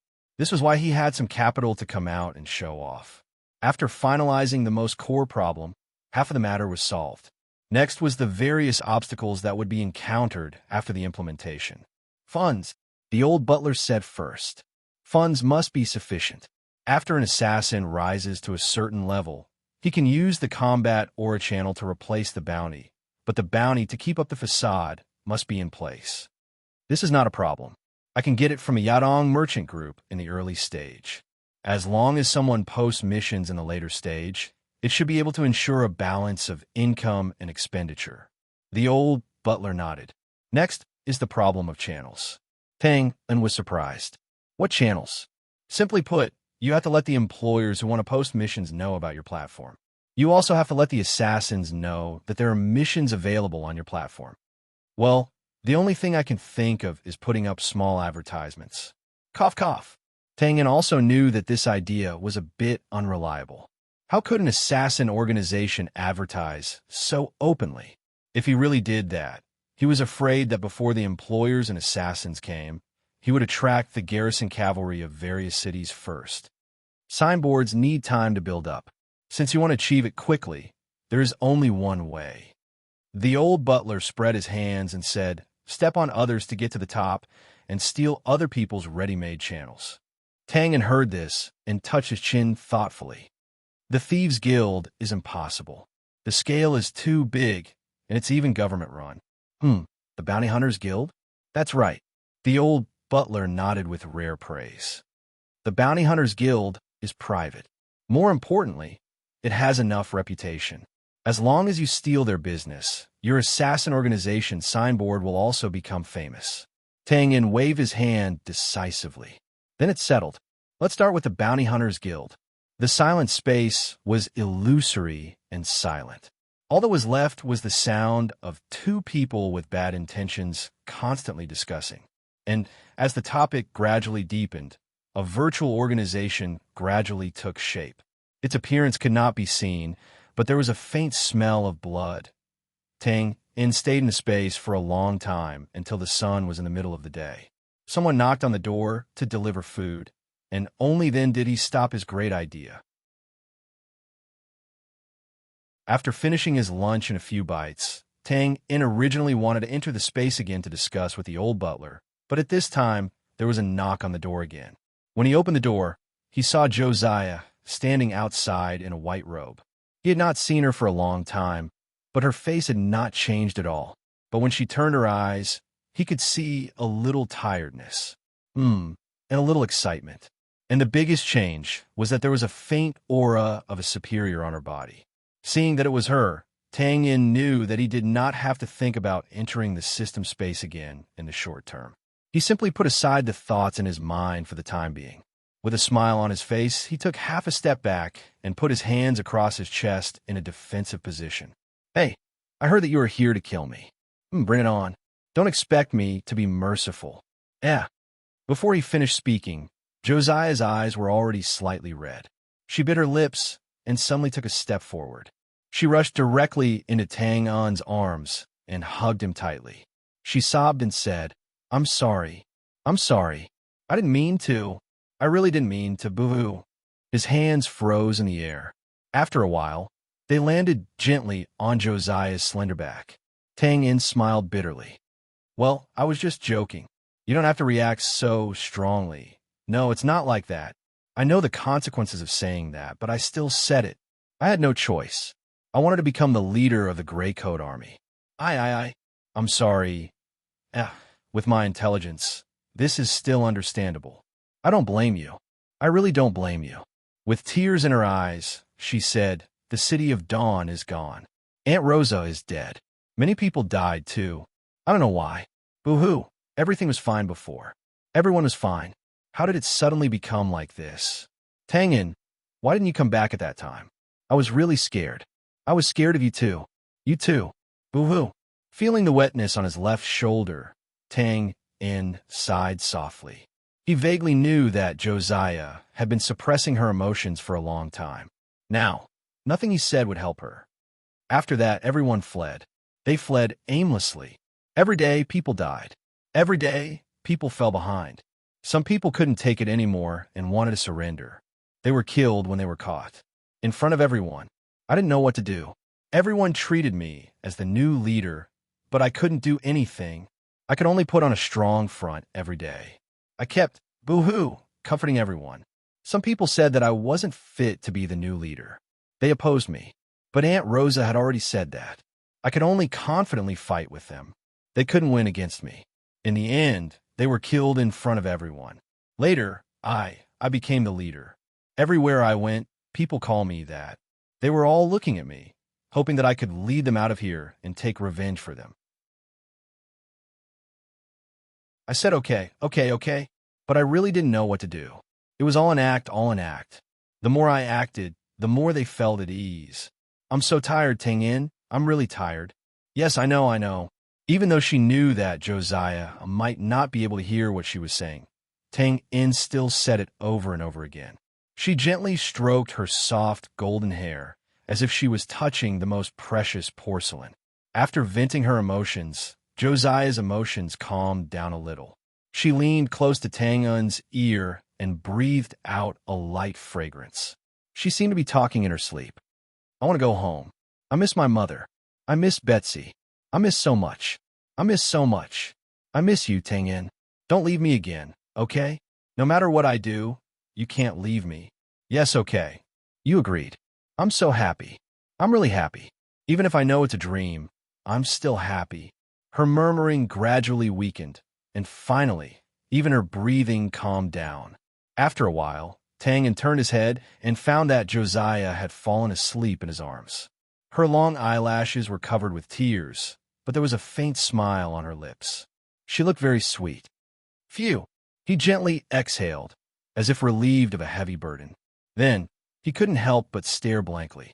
Josiah usually appeared to be very optimistic and determined. Over time, even Tang and almost forgot that she was actually just a girl who had just turned 20. He also forgot that on her delicate shoulders, there was still a heavy pressure that made it hard to breathe. Sighing and shaking his head, Tang tried to keep his body as stable as possible. He slowly stretched out his right foot and closed the door.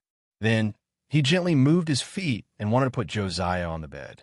However, as soon as he moved, Josiah, who was sleeping, subconsciously hugged her arms tightly. She looked like she wouldn't let go no matter what. Seeing this, Tang-in had no choice but to gently move to the left and sit back on the chair. Josiah's delicate body also reclined and changed to a more comfortable sleeping position. Her nose arched in front of Tang and chest like a kitten, and she buried her head deep. Tang-in didn't take the opportunity to enter the system. In order to prevent Josiah's arms from touching the back of the chair, he kept a slight reclining position. However, there was an awkward distance between him and the back of the chair, and he didn't move at all. He lowered his head and looked at Josiah's white jade face. Her nose moved slightly, like a seashell that was breathing. She seemed to be having a beautiful dream. Her eyes occasionally moved slowly behind her eyelids. Her eyelashes were curved, and her diamond-like tears trembled slightly. He raised his palm, and the pad of his little finger instantly brushed across her eyelashes, gently wiping away the tears on her eyelashes. Then he looked left and right. She looked even sweeter. Tang-in nodded in satisfaction. The surroundings were silent. Time seemed to have completely stopped at this moment. Everything was very quiet. It was so quiet that it was intoxicating. The light reflected on the window slowly slanted at an angle. There was dust floating in the air, and it seemed even more tranquil. Josiah slept for a long time. When the last ray of light completely disappeared in the room, the outside gradually became dark. Tang didn't know what time it was. He only knew that half of his body was already numb. Goo-goo. A strange sound came from Tang-un's arms. When he lowered his head, he saw Josiah unconsciously rubbing her lower abdomen. She smacked her lips and took a bite. This! She grimaced as if she had a toothache. Tang-un's body couldn't help but tremble. The corners of his mouth were full of bitterness. Sister, that's not pork ribs. Don't bite it, Feeling the tremor, Josiah blinked in a daze. The corners of her mouth were slightly pursed. She was like a kitten that had just woken up. Words couldn't describe how cute she was. Of course, in Tang-un's eyes, this was not a cute kitten, but a wild cat that was grinding its teeth.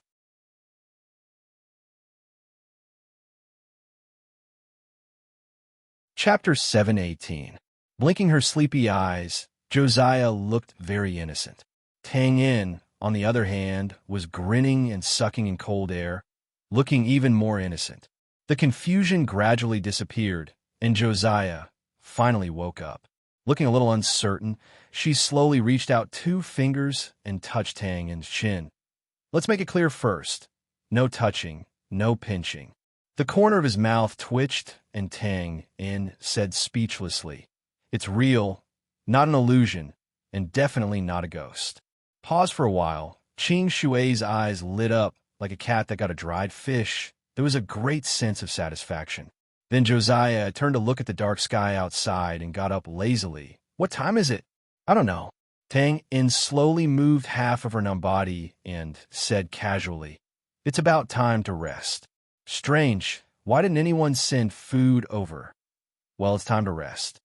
Murmuring, Josiah supported herself on the chair and left Tang Yin's arms. After landing, she seemed a little shy and her face was slightly red.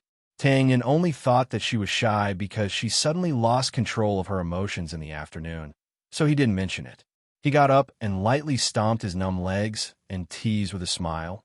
"You've already slept for half a day. Do you want to rest again so soon?" "Ha!" Chuckling, he looked at Josiah's tired expression that gradually disappeared and felt that this teasing was a little inappropriate. So he changed the topic and said, "Well, it's always good to rest more. Always think positively. Don't be too tired." "Okay." Pausing, he looked at Josiah, who only lowered her head and agreed without any intention of leaving. Tang Yin hesitated and said, "Didn't you say to rest? Are you worried that you can't sleep?" Shaking his head, Joshua's fingers, which were pinching his robe, were somewhat stiff and pale. Finally, Joshua took a deep breath and raised his head. His gaze was a mixture of determination and panic. He paused for a moment and then slightly tilted his head, avoiding Joshua's gaze. "Then let's rest together, okay?" The room was quiet. Wisps of twilight sneaked in through the gaps between the doors and windows, darkening the decorations in the room. It also covered the burning shyness and stupefied faces. At the same time, it also concealed an indescribable flowing atmosphere. There was no sound at all. If a thin needle were to fall to the ground, the 2 people in the room would jump in fright. After an unknown period of time, finally, an untimely sound broke the silence of this place. "Coo, coo, coo." Josiah subconsciously stroked his lower abdomen. He was instantly embarrassed because he hadn't eaten lunch. I'll go get some food." Tang, and heaved a sigh of relief. He did not dare to look at Josiah and hurriedly walked to the door. Creak. He opened the door and took a step out. The top of his shoe kicked on the threshold, which was not too high. He immediately staggered and rolled out. Fortunately, Tang Yin was agile. He supported himself with one hand and quickly turned over to avoid the tragic situation of falling face first. He hurriedly waved his hand behind him. It's okay. I'll be back soon, very soon." Josiah, who was behind him, saw the whole process. At first, he was shocked. Then, he could not help but squint his eyes and chuckle while covering his mouth. Damn, this is so embarrassing." Hearing the bell-like laughter behind him, Tang Yin's shoulders shrank. Like a fox that failed to steal a fish, he awkwardly jumped out of the front courtyard. After watching the slightly flustered figure disappear in an instant, Josiah slowly put down his arm. The smile on his lips gradually disappeared. For a moment, he was a little flustered, but more than that, he was firm and hopeful. "After waking up, I can see you in my dream. This feeling is very good. I want to stay with you forever." In the kitchen in the backyard, as soon as Tang Yin arrived, a white-haired old man who was dozing off handed him a wooden bucket with food. Tang Yin could not help but be stunned when he saw this. He took the wooden bucket. "You knew I would come to get it?" The white-haired old man rubbed his hands and waved his hand with a smile. "The leader told us in advance that she has something to discuss with you. It may be a little late, so we should not disturb her." "Oh, thank you." Tang Yin carried the wooden bucket and walked back. He looked at the silhouettes of the houses around him that were sinking into the twilight. He touched his chin. I was wondering why she suddenly became so bold. It turns out that she had already prepared. She made me so embarrassed. But why do I feel like it's so much? Back in the room, he lit the oil lamp and put the food on the table. There was a meat dish, a vegetable dish, and a soup. There were 2 big bowls of steaming white rice, but the 2 of them sat opposite each other. Neither of them touched the spoon first. After a while, Tang touched his nose and took the spoon first. How about eating it while it's hot? Josiah lowered his head and nodded slightly. He silently picked up the spoon and picked up the rice. Immediately, although the crisp sound of the porcelain clanking was low, it finally melted the sticky atmosphere a little. After taking a sip of the soup, Josiah paused and said softly, "What are your plans next?" Based on the current situation of the Gray Coat Army, you may not be able to go back. I don't mean anything else. Well, my plan is that you can lead the gray space to become independent and stay here with Bran. I've already told you to manage the secret organization. As long as you agree, I haven't been able to manage this organization well. I think it will only grow stronger in your hands. Pause for a while. If you want to leave the Gray Coat Army, that's fine too. I won't stop you. I'll tell the scouts that came this time that they didn't see you. He was afraid that there would be a misunderstanding, so he spoke intermittently. However, Tang was stunned when he heard this. When he came back to his senses, he waved his hand and smiled. Thank you. Thank you very much. I want to say that you've given me the best gift. Okay, I'll take over the secret organization. Tang had just planned to establish an assassin organization. He was in the dark and didn't know where to start. Now, Josiah had sent him the secret organization to scout for information. Was there a better gift than this? Josiah heard this and couldn't help but let out a long sigh of relief. His expression relaxed a lot. Of course, she didn't want Tang to leave the Gray Coat Army. However, if Tang really wanted to leave, she could only silently agree. Fortunately, this situation didn't happen. She said in a relaxed manner, "That's good. Well, after I go back this time, I'll think of a way to resolve the conflict between you and the Gray Coat Army. Believe me, I can do it. I just need time." After pondering for a while, Tang shook his head. "Forget it. Let's not resolve it. Let the Gray Coat Army take its course. However, you need to spread the news to the public that I've fallen out with the Gray Coat Army and you're sending people to kill them." Josiah was stunned. Why? I want to do something. Well, I want to officially wrestle with the Temple of Light so that I won't be targeted wherever I go. But now the Gray Coat Army, it doesn't matter. Anyway, after this incident, the Temple of Light has become our enemy. It's not like that. Listen to me. Tang waved the spoon and said, "Although you've been chosen as the new leader, the Gray Coat Army is still in a period of unrest. At this time, it's best that you don't be too aggressive with the outside world to avoid retaliation. Don't worry about me. I know my limits. No matter who it is, it's undoubtedly difficult to trip up the Temple of Light. But from another perspective, I'm alone. It won't be easy for them to find and kill me." Seeing that Tang had made up his mind, Josiah could only nod gently. Then he pursed his lips and said firmly, "If there's a problem, I'll come and help you." "Haha, you make me feel like I'm living off a woman." With a bitter smile, Tang shook his head and sighed. In fact, the two met in a small city in the south and came to the north together. Nearly 2 years later, Josiah became the leader of more than 100,000 people, and Tang became a wanted criminal on the continent. After settling this, the two continued to talk about other things. The atmosphere was quite good. However, if one listened carefully, the conversation was mostly vague. It was as if they were tacitly avoiding something. As the flame of the oil lamp gradually weakened, the heat of the food had long disappeared. There was only one rice ball left in each of their bowls, which could be swallowed in one bite. But every time the spoon fell, it was like a scalpel breaking down rice grains. They were thrown into their mouths and immediately chewed, as if they couldn't digest it. Finally, after the 2 spoons touched each other absent-mindedly, the big bowl of soup was finished unknowingly. Startled, Tang got up and said, "I'll go get another bowl of soup." No need." Josiah's eyes were lowered. His face was covered by the shadow of the lamp. The spoon in his hand tightened and loosened and tightened, and finally put it on the table. I'm full. Oh, Tang In replied with a stiff expression. The room fell into an awkward silence again. After a while, Tang In touched his nose and gradually relaxed. He thought for a while and said, Actually, if you don't plan, suddenly looking up, Josiah looked extremely flustered and his face was a little pale. You don't want to? Without thinking, Tang In subconsciously shook his head. Of course not, The haze was gone, and the white jade face was abnormally bright in an instant. Tang In's gaze couldn't help but stagnate. He couldn't help but sigh in his heart. The ancients didn't lie to me.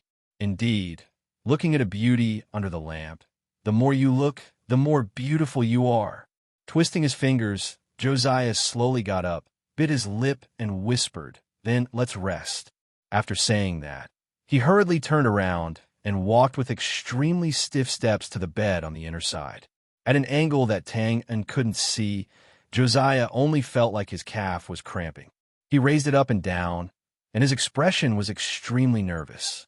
Holding his lapel tightly, he couldn't help but silently encourage himself. Josiah, this is your own decision. Be brave. It's okay. As long as you lie down, close your eyes, and grit your teeth, the night will be over. It's no big deal. Tang In was also nervous. Of course, it was mixed with intense excitement, causing his body to tremble a little. He raised his hand and patted his left chest. Please don't jump so fast. It's not your first time. Why are you so nervous? Is it because you haven't done it for a long time? But I've never heard of returning to one's natural state.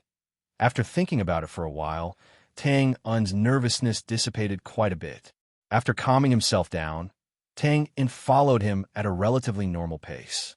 When he reached the bedside, Josiah was already sitting on the left side of the bed. His legs were together. His long hair covered his face, and his white and slender fingers were tightly clasped together. Her light green meridians could be clearly seen. His posture was like an apprentice who was punished to do the horse stance. It was standard and strict.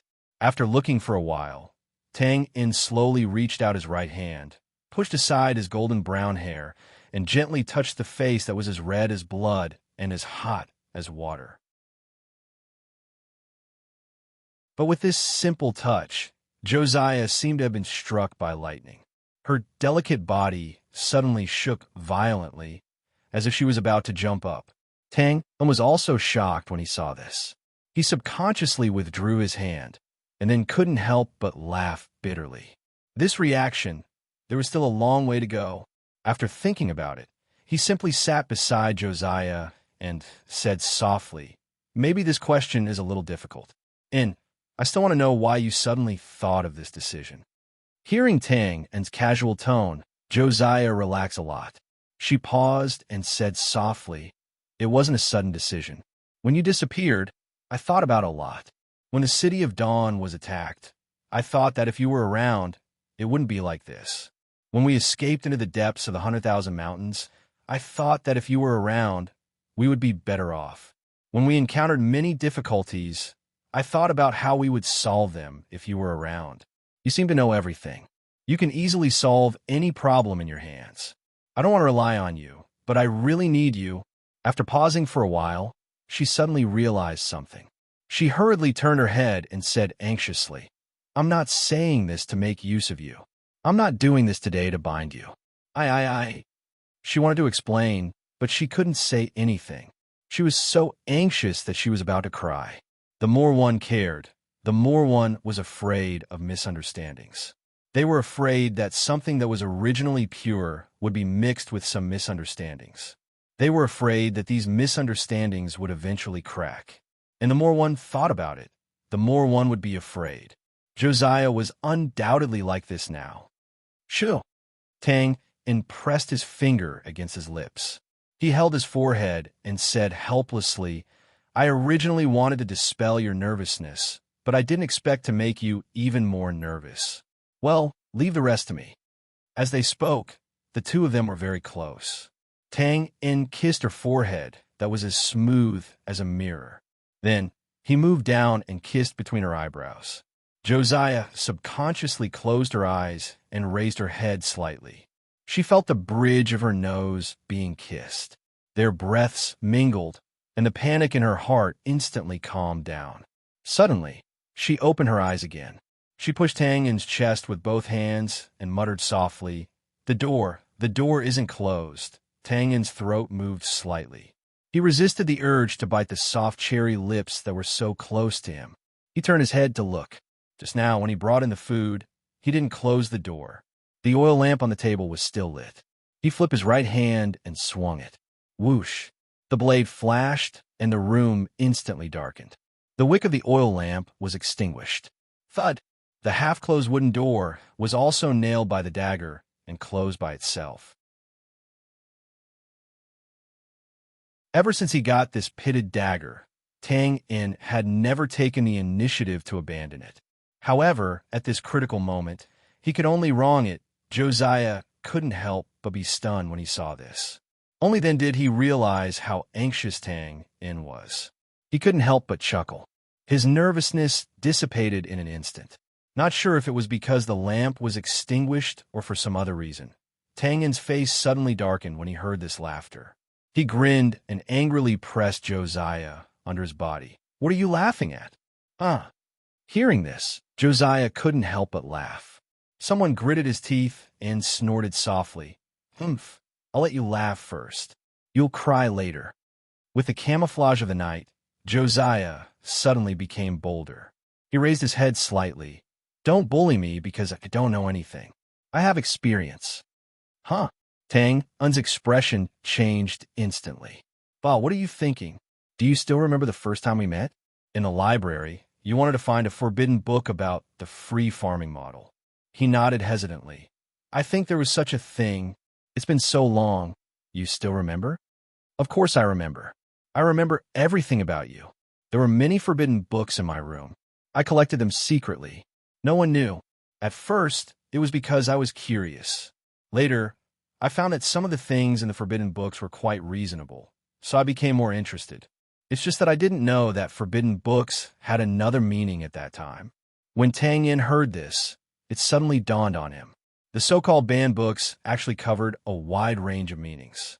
In addition to books against the aristocracy, religious system, and so on, there were also books about explicit things between men and women, also known as forbidden books. There was no doubt that the ignorant Josiah at that time only knew to collect forbidden books. He must have found a few books about such things. You read it?" "I secretly read it at night, so don't think that I don't know anything. Mages are all knowledgeable. While I know that this matter must be done by a man on top and a woman on the bottom, this is called the preacher position, and it won't hurt. The book says that it will be very happy." Although it was very embarrassing to say this, in order to show that he was knowledgeable, Josiah still said it intermittently. However, her so-called knowledge made Tang Yin's expression very strange. He smacked his lips. "TSK tisk, that's it. There's something else?" He sighed deeply. "Another day. When I have time, I'll write Jean Ping Mei, asterisk, asterisk, asterisk, asterisk, asterisk, asterisk, asterisk, or something. I'll show you what true knowledge is." "Oh, what's that? Why haven't I heard of it?" "Oh, it's nothing. That's not the point. The point is, the robe is so troublesome. There are no knots. How do you untie it?" In the darkness, Joshua seemed to have punched Tang Yin, but he immediately raised his arms. Rustling sounds could be heard, and a few pieces of clothing were thrown out of the bed. The folded quilt spread out and covered the floor, concealing the movements of the figure inside. "Relax, just leave it to me." Okay. It's just that this feels so strange. Oh, well, it may hurt a little later. Don't hold it in, tell me." "Okay." "Tang Yin." "Yes." "I love you." "I know. I love you too." The night was full, and the stars were deep. Listening to the murmurs and imagining what was going to happen next, it seemed that even the moon was shy. Half of its face was hidden behind the clouds, half hidden and half hidden. Not far away was the slum of the small town. Because of the lack of places for entertainment at night, now most of it was in darkness. The night was quiet.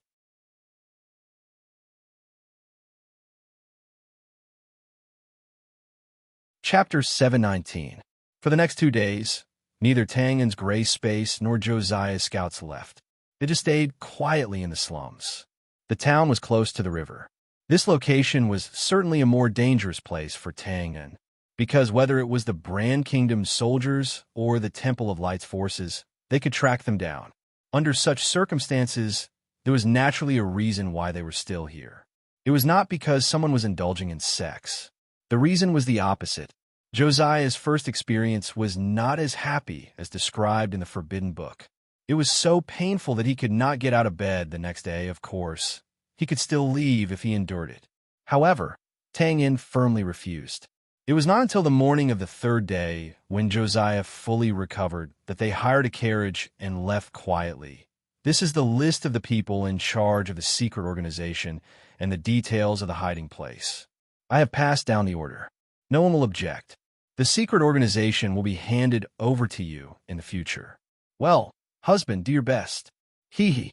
In the carriage, Josiah was wrapped in a blanket and curled up in Tangen's arms. She looked up and smiled. Tangen shook his head slightly helplessly. He reached out and took the book that kept swaying in front of him. He put it aside, I know. He lowered his head and looked at Josiah's expectant eyes. He grinned and dragged out his tone, wife. Hee. Your customary address is really interesting. Well, let me hear it again.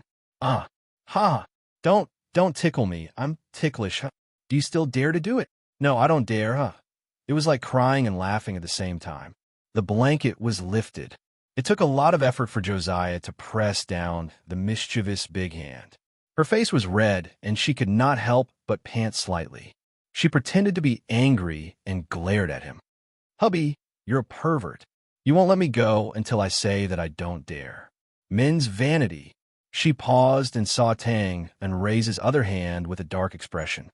Her expression changed, and she quickly pursed her lips and snuggled up to him again to please him. After all, she was still a young girl. After giving her body to the person she loved, it was the time when they were stuck together like glue. Therefore, the current Josiah was no longer as resolute and courageous as he usually was. All he had was a rare, youthful liveliness. Even a little mischievous. Then he spoke endless tender words of love, and spoke endless thoughts of love. It was as if he wanted to recall all the scenes since they met, and he enjoyed it without getting tired. Let me tell you, you've hit the jackpot. When I was young, my dream husband would be an incomparably handsome, knowledgeable, and indomitable. As for you, your knowledge is only SOSO, but your appearance. I was joking. I was really joking. Did you kill Winston? Wasn't it Ghostface? Sigh. Forget it, he's quite annoying anyway.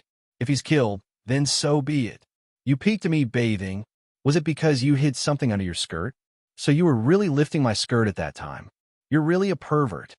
It was either teasing, mocking, or pretending to be angry. Speaking of which, it was all fun. Of course, Tangen did not say everything. For example, in the system space, it was not that he did not believe Josiah, but this matter was too bizarre and involved the modern world. It was too troublesome to explain, so it was better not to say anything. Other than that, there were other things such as Sylvia in the cave or Lanshaw underwater. As long as one was not an idiot, they would not talk about these things at this time. After joking around for a while, Tangen thought of something and stroked Josiah's soft hair. Let me give you a gift. Or rather a gift. So that I won't always feel like I'm living off a woman. He, lightly hitting Tangen's shoulder, Josiah frowned slightly. Don't say that you're living off a woman. I'm willing to do that. Besides, living off a woman is also a skill. Who dares to be unconvinced? If they're unconvinced, then they're jealous. He gave a thumbs up. Ho. You've blocked all your escape routes, decisive and domineering. How Rand lowered his head. I'm just saying. What gift are you planning to give me? He looked expectantly through Tangen's pockets. A ring? A necklace? Or a bracelet? Of course not. These things are too vulgar. But I like them. He touched his nose. Women, it's not bad to wear them. I'll buy them for you in the future.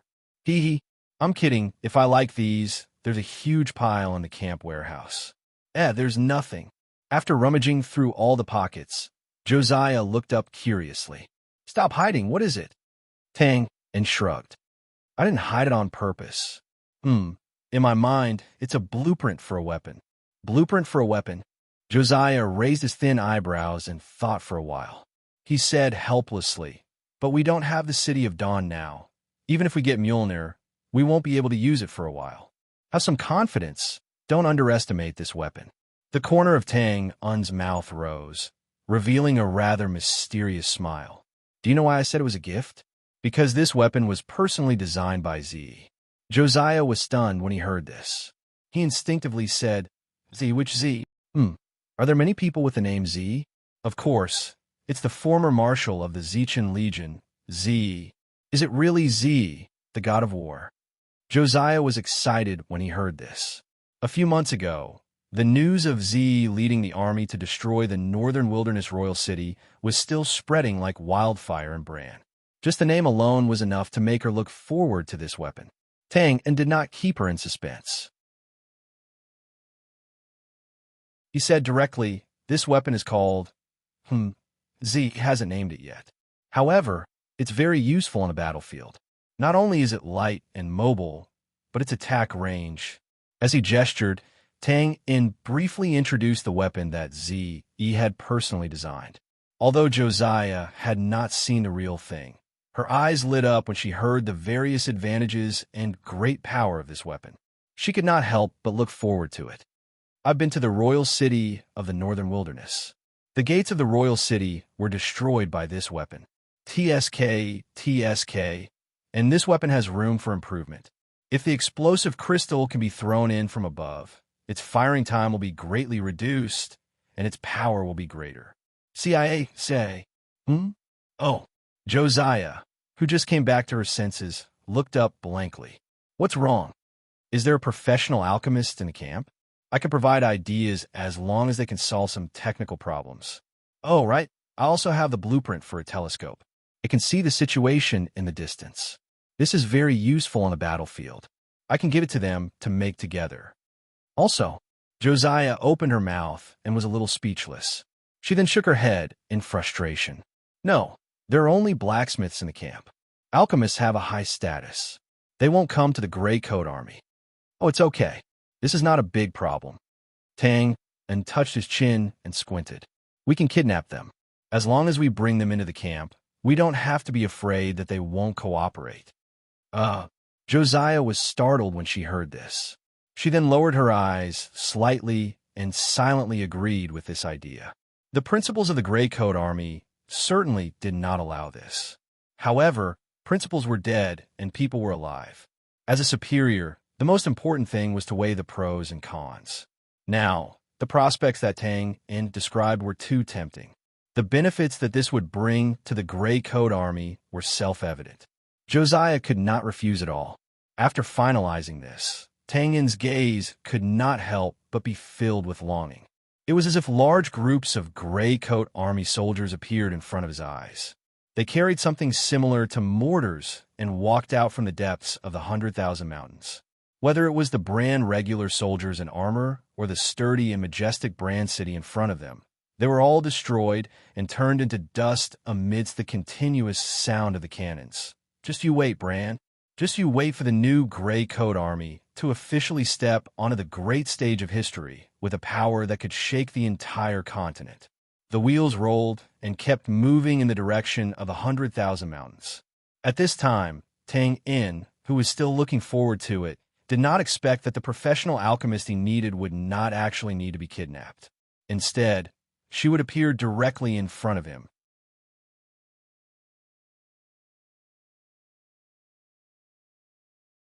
Chapter 720. A few days later, around the 100,000 mountains, Hansui City was one of the most important cities in the north. It was named after the Hansui River, which protected the city. Tang In had been to this city before. He had come with Bosco to purchase defensive weapons. He had stopped by this time because there was a shop owned by the Yadong Chamber of Commerce. Tang In was short of money now, especially since he wanted to build an assassin organization. Naturally, he had to come to this little treasury to raid. Apart from that, he was also thinking about the gray coat army deep in the 100,000 mountains. Although they were not short of money, they had nowhere to spend it. What they lacked was food, weapons, and other supplies. These things could only be purchased collectively by the Yadong Chamber of Commerce. Only then could they avoid being noticed. In the morning, in the central square of Hanshui City, the three-story Yatong shop was still grand and majestic. Tangan looked from afar. He did not go up floor by floor like last time. Instead, he jumped directly to the window of the third floor from the back of the shop. The third floor of the shop was not a place for business. It was a purely private place. As soon as Tangan jumped to the window, he saw an old man with silver hair who was resting under the sun with his eyes closed. Ahu! The warm light in front of him suddenly dimmed. The silver-haired old man opened his eyes in surprise. He was stunned and could not help but exclaim. Tang In landed lightly and reached out to remove the black cloth on his face. He smiled and greeted, "Hi, long time no see, Elder Hua." Elder Hua, Hua Isi, was the person in charge of this Yadong shop. "President," Hua Isi exclaimed. After recognizing Tang In, he hurriedly got up from his chair and went forward to give him a half-bow. However, Tang In had expected this. He took a step forward and reached out to hold Hua Isi's shoulder. He smiled bitterly and said, "Elder Hua, you don't have to be so polite every time. It's my pleasure, my pleasure." "Well, are you all right, President?" Tang In was surprised. "Me? What can happen to me?" Previously, the Gray Coat Army was besieged. At this point, Weiss subconsciously looked around and lowered his voice. "President Allen was very worried about your safety. He came several times to ask if there was any news about you." "Oh." Slapping his forehead, Weiss seemed to have thought of something and hurriedly said, "President Allen just left here the day before yesterday. He should be in the neighboring city right now. I'll send someone to pass the message." Tang In listened to this long paragraph and couldn't help but be stunned. "Elder Hua, I'm just here to collect the money. There's no need to make such a big fuss." "Money? No problem. However, President Allen specifically instructed me to send him a message if I see you. He's in a hurry to see you." "I see." Tang In pondered for a while and nodded. "All right, I'll stay in Hanshui City for a while. The address is..." The ordinary residential house in the South District was also the contact point of the secret organization of Hanshui City. Outside Josiah's room. "Tangan will be back soon. You can wait here." "Oh, there's no need. Actually, it's not a big deal. It doesn't matter if I see him sooner or later." Luke waved his hand with a smile. Josiah nodded. Then he glanced at the gloomy David and asked hesitantly, "David, him?" Luke turned his head and shrugged. He said casually, "It's fine. He was unlucky last night and lost too much. Hee, you know what I mean." "Oh." After saying goodbye to Josiah, they turned a corner. Looking at the gloomy David, who was still silent, Luke couldn't help but say, "No matter what, you've known her for a few years. Plus, she's now close to boss. David, your attitude toward Josiah is too bad." "I can't get better," David said in a muffled voice without raising his head. Luke shook his head. "Don't be like that. This has nothing to do with her." "How can it have nothing to do with her?" David stopped and suddenly raised his head. His face was full of anger. "She wants Michaud dead, right? When we were on the ship, the scouts at the stairs were her men. Boss must have seen it too. That's why." He clenched his fists and didn't say anything. Luke frowned. "You're saying that Boss wants to kill Michaud for Josiah? Bastard, how can you think that? It's not like you don't know what kind of person Boss is. Michaud has been with us for so long. Even if they weren't brothers, they were more than brothers. Do you think Boss doesn't feel bad for him?" David opened his mouth, but turned his head away. "But Michaud is dead. Then you don't think Michaud did anything wrong?" Luke sighed. "David, calm down. Don't talk to Boss about this anymore. No one wants to see Michaud like this, but there's nothing we can do. He did do something wrong." David grabbed his hair and growled angrily. I know he did something wrong, but he shouldn't have died in our hands." "Then you want him to die in our hands? You saw what happened to Michaud. He was mentally unstable. He was blinded by hatred and killing. Sooner or later, he would have died." Luke paused for a moment and looked at David, who didn't argue, but was still stubborn. He hesitated for a moment before he said, Also, boss didn't kill me show. Is there a difference? David's expression was very disapproving. Michaud isn't boss. There's no way he could have survived that vast river with his bare hands. Besides, he was so seriously injured. Luke, there's no way he could have survived. Not necessarily. Luke narrowed his eyes. He didn't look at David's doubtful expression. It's just a guess. Well, if we can see the problem, boss can see it too. That's right, at that time, the boss threw Michaud into the river with the excuse of get the hell out of here and die, which seemed reasonable. But, paused for a while shook his head. It's too sudden. You know boss's personality. There's no way he would have thrown Michaud into the river without even asking for a reason. It gave me the feeling that, well, it's more like a show for others to see. Besides, the situation was really urgent. It was better to solve it quickly. But I checked the ship we escaped on, and Michaud wasn't there. David was stunned for a moment before he said, But I checked the ship we escaped on. Michaud wasn't there, but we didn't see Michaud go into the river, did we? Luke spread his hands. Do you remember? When boss threw Michaud out of the cabin, we wanted to rush over and take a look, but boss stopped us. Well, you're saying boss left a backup plan there? I don't know. I told you it's just a guess. No, it's possible. It's very possible. David walked back and forth excitedly. He then raised his head with a dissatisfied expression. Since you already know this, why didn't you tell me earlier? It's just a guess. Luke sighed helplessly. Boss knows that Michaud betrayed the Gray Coat Army, not the gray space, but the gray space. Of course, there isn't much of a difference, but it should be enough for boss to show mercy.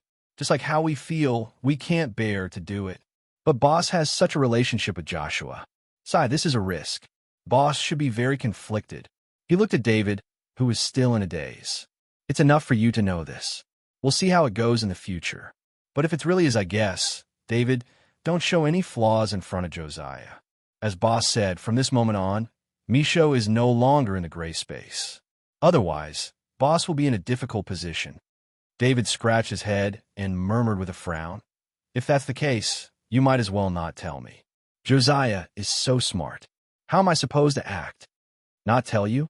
TSK, if you and Josiah fall out, won't boss also be in a difficult position? Don't think too much. You can continue to be cold to Josiah, but there's a limit. Do you think Josiah doesn't know what you're thinking just now? She's also embarrassed. David took a deep breath and nodded solemnly. Okay, I'll try my best. Crap. What about Harry and the others? He condemned Josiah with me yesterday. Don't worry about it. Do you think Harry doesn't know? I'm just teasing you. F***CK. So I'm the only idiot? Luke covered his face and almost burst into tears. F***CK, it wasn't easy. You finally realized it.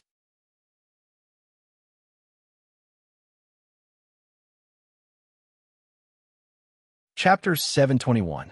Alan came quickly. That evening, taking advantage of the darkness, an ordinary carriage stopped in front of the contact point house. Needless to say, including the time to go back and forth to the neighboring city, there was no delay. Haha, Alan, long time no see. Tang Yin, who got the news, quickly walked out of the door to greet him.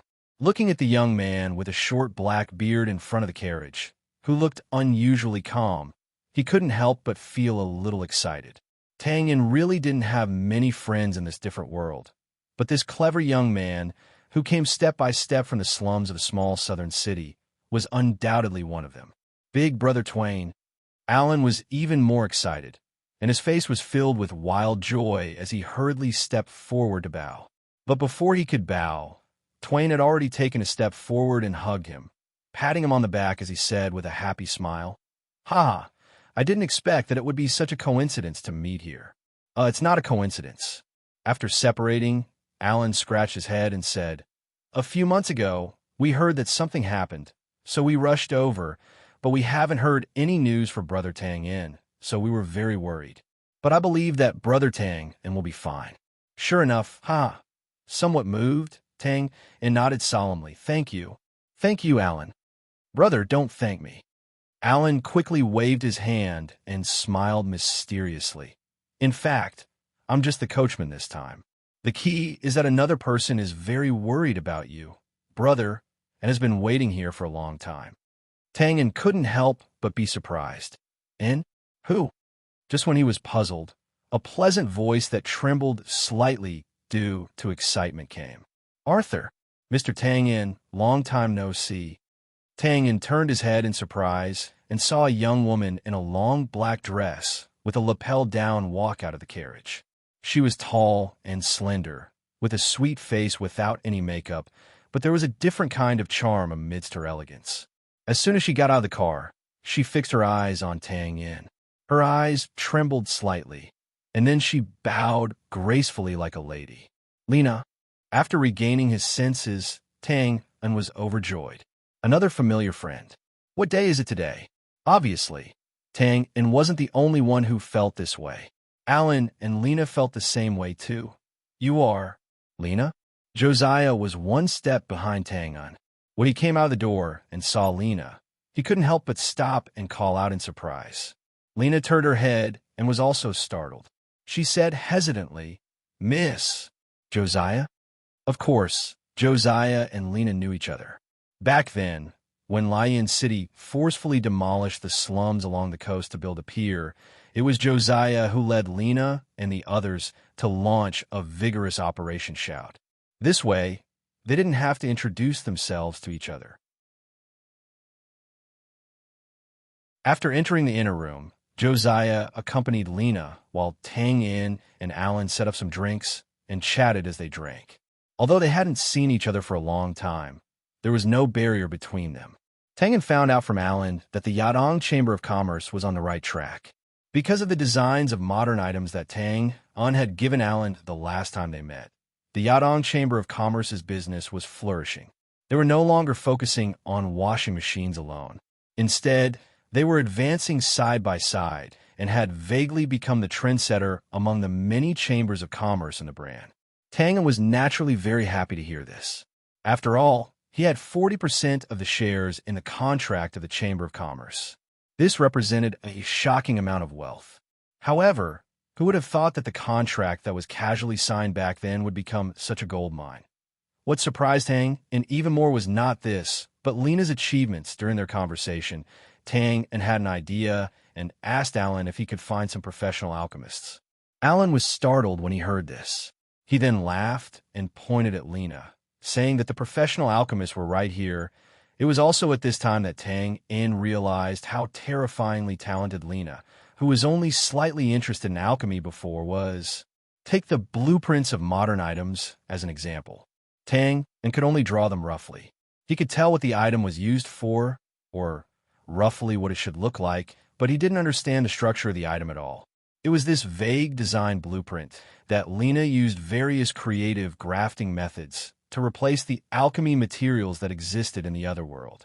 Finally, she succeeded in achieving the same, or at least very similar, function. There was no doubt that it was quite amazing to be able to do this. Professional knowledge could be supplemented through learning, but this kind of creative idea was innate and could only be attributed to talent.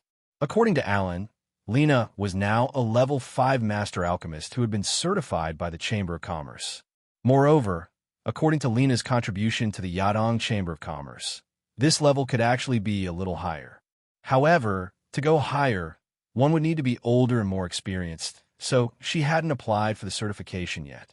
Tang Yin was not clear about the detailed hierarchy of alchemists. He only knew that it was roughly divided into 9 levels. However, he at least knew that Matthew, who was still in the craftsman's workshop in the northern wilderness, was only a level 2 master alchemist back in Bran. A level 5 master alchemist at such a young age was an achievement that would make most white-haired old alchemists ashamed and resentful. After learning this, Tang Yin was even more delighted. He then exchanged a look with Josiah, and it was still Josiah who revealed his identity as the leader of the Grey Coat Army. He then sincerely invited Lena to help improve the weapon that had yet to be named, as well as to make a telescope.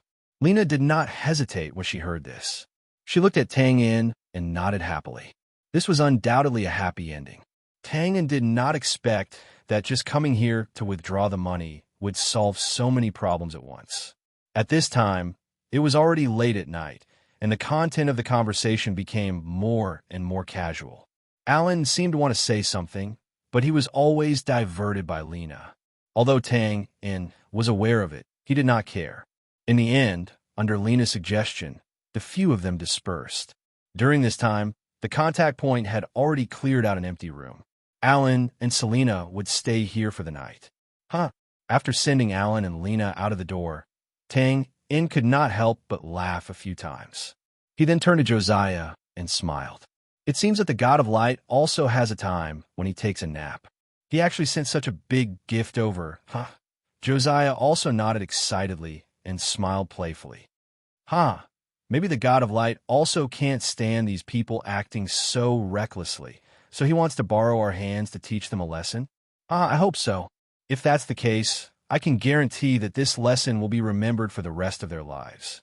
After a few words of laughter, looking at Tang In, who was still in his room, Josiah rubbed his nose and smiled. Mr. Tang In, you should go back and rest. Tang In first nodded righteously, then rubbed his hands and came over with a smile. Yes, we should rest. I'm talking about you.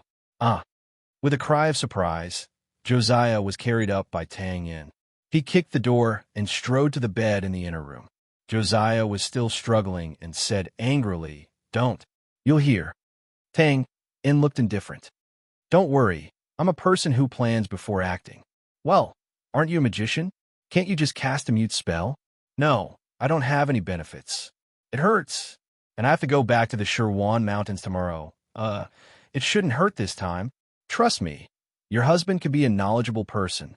"Bah, I only see a lecherous bad guy." Walking a few steps quickly, Tang In pressed Josiah on the bed, thought for a while, and said righteously, "About this, you have to think of it this way. A lecherous man is not a good man, but a man who is not lecherous is not even a man." Stunned, Josiah couldn't help but laugh. What kind of fallacy is this?" "Don't." Holding down Tang In's mischievous big hand, he bit his lips and said hesitantly, "My period is coming, nothing." Tang In was instantly dumbfounded. This reason was too strong, so strong that it directly crushed all his excuses. He fell down beside Josiah and waved weakly. "Hello, Aunt Flo, goodbye." Aunt Flo, Josiah was energized. "Aunt Flo, what does this mean?" Tang In yawned, waved his hand to extinguish the oil lamp, and quickly shrank under the quilt. "It's a long story. Let's not talk about it. And go to sleep." Get up, get up."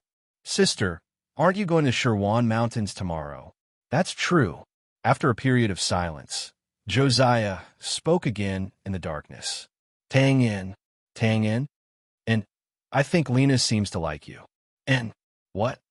Exclaiming, Tang In woke up instantly. He looked sideways at Josiah and smiled bitterly. "What nonsense are you talking about? Where did you get this conclusion? Your husband is knowledgeable, but he has always been low-key. He's not a pretty boy that everyone likes. Look with your eyes. When I was chatting with Lena just now, she secretly looked at you several times. She thought I didn't see it." Tang In touched his forehead. "That's it. Please, we haven't seen each other for a long time. Of course, we can't help but look at each other when we meet. But it's different. The way she looks at you, in short, it's different. She definitely likes you. This is a woman's intuition." "Intuition? In fact, I think it's jealousy." "I'm also very beautiful. I'm not jealous. See, this is the difference between the thinking of men and women. When I say jealousy, you don't pay attention to belittling my appearance. Instead, you raise your own charm. Believe me, your intuition is unreliable. Go to sleep." "But I always feel a little weird." "Well, your husband is an assassin. His observation skills are much sharper than you, a magician. Why didn't I notice it? Who knows? If someone noticed it, it's possible that he didn't say it." Itchy, don't scratch me, huh?" He turned the quilt and sighed. "I see now. If I don't subdue you tonight, I won't be able to sleep peacefully." You're tuning into the Warrior Lore YouTube channel. Don't forget to subscribe and join us on this journey to catch the most captivating stories.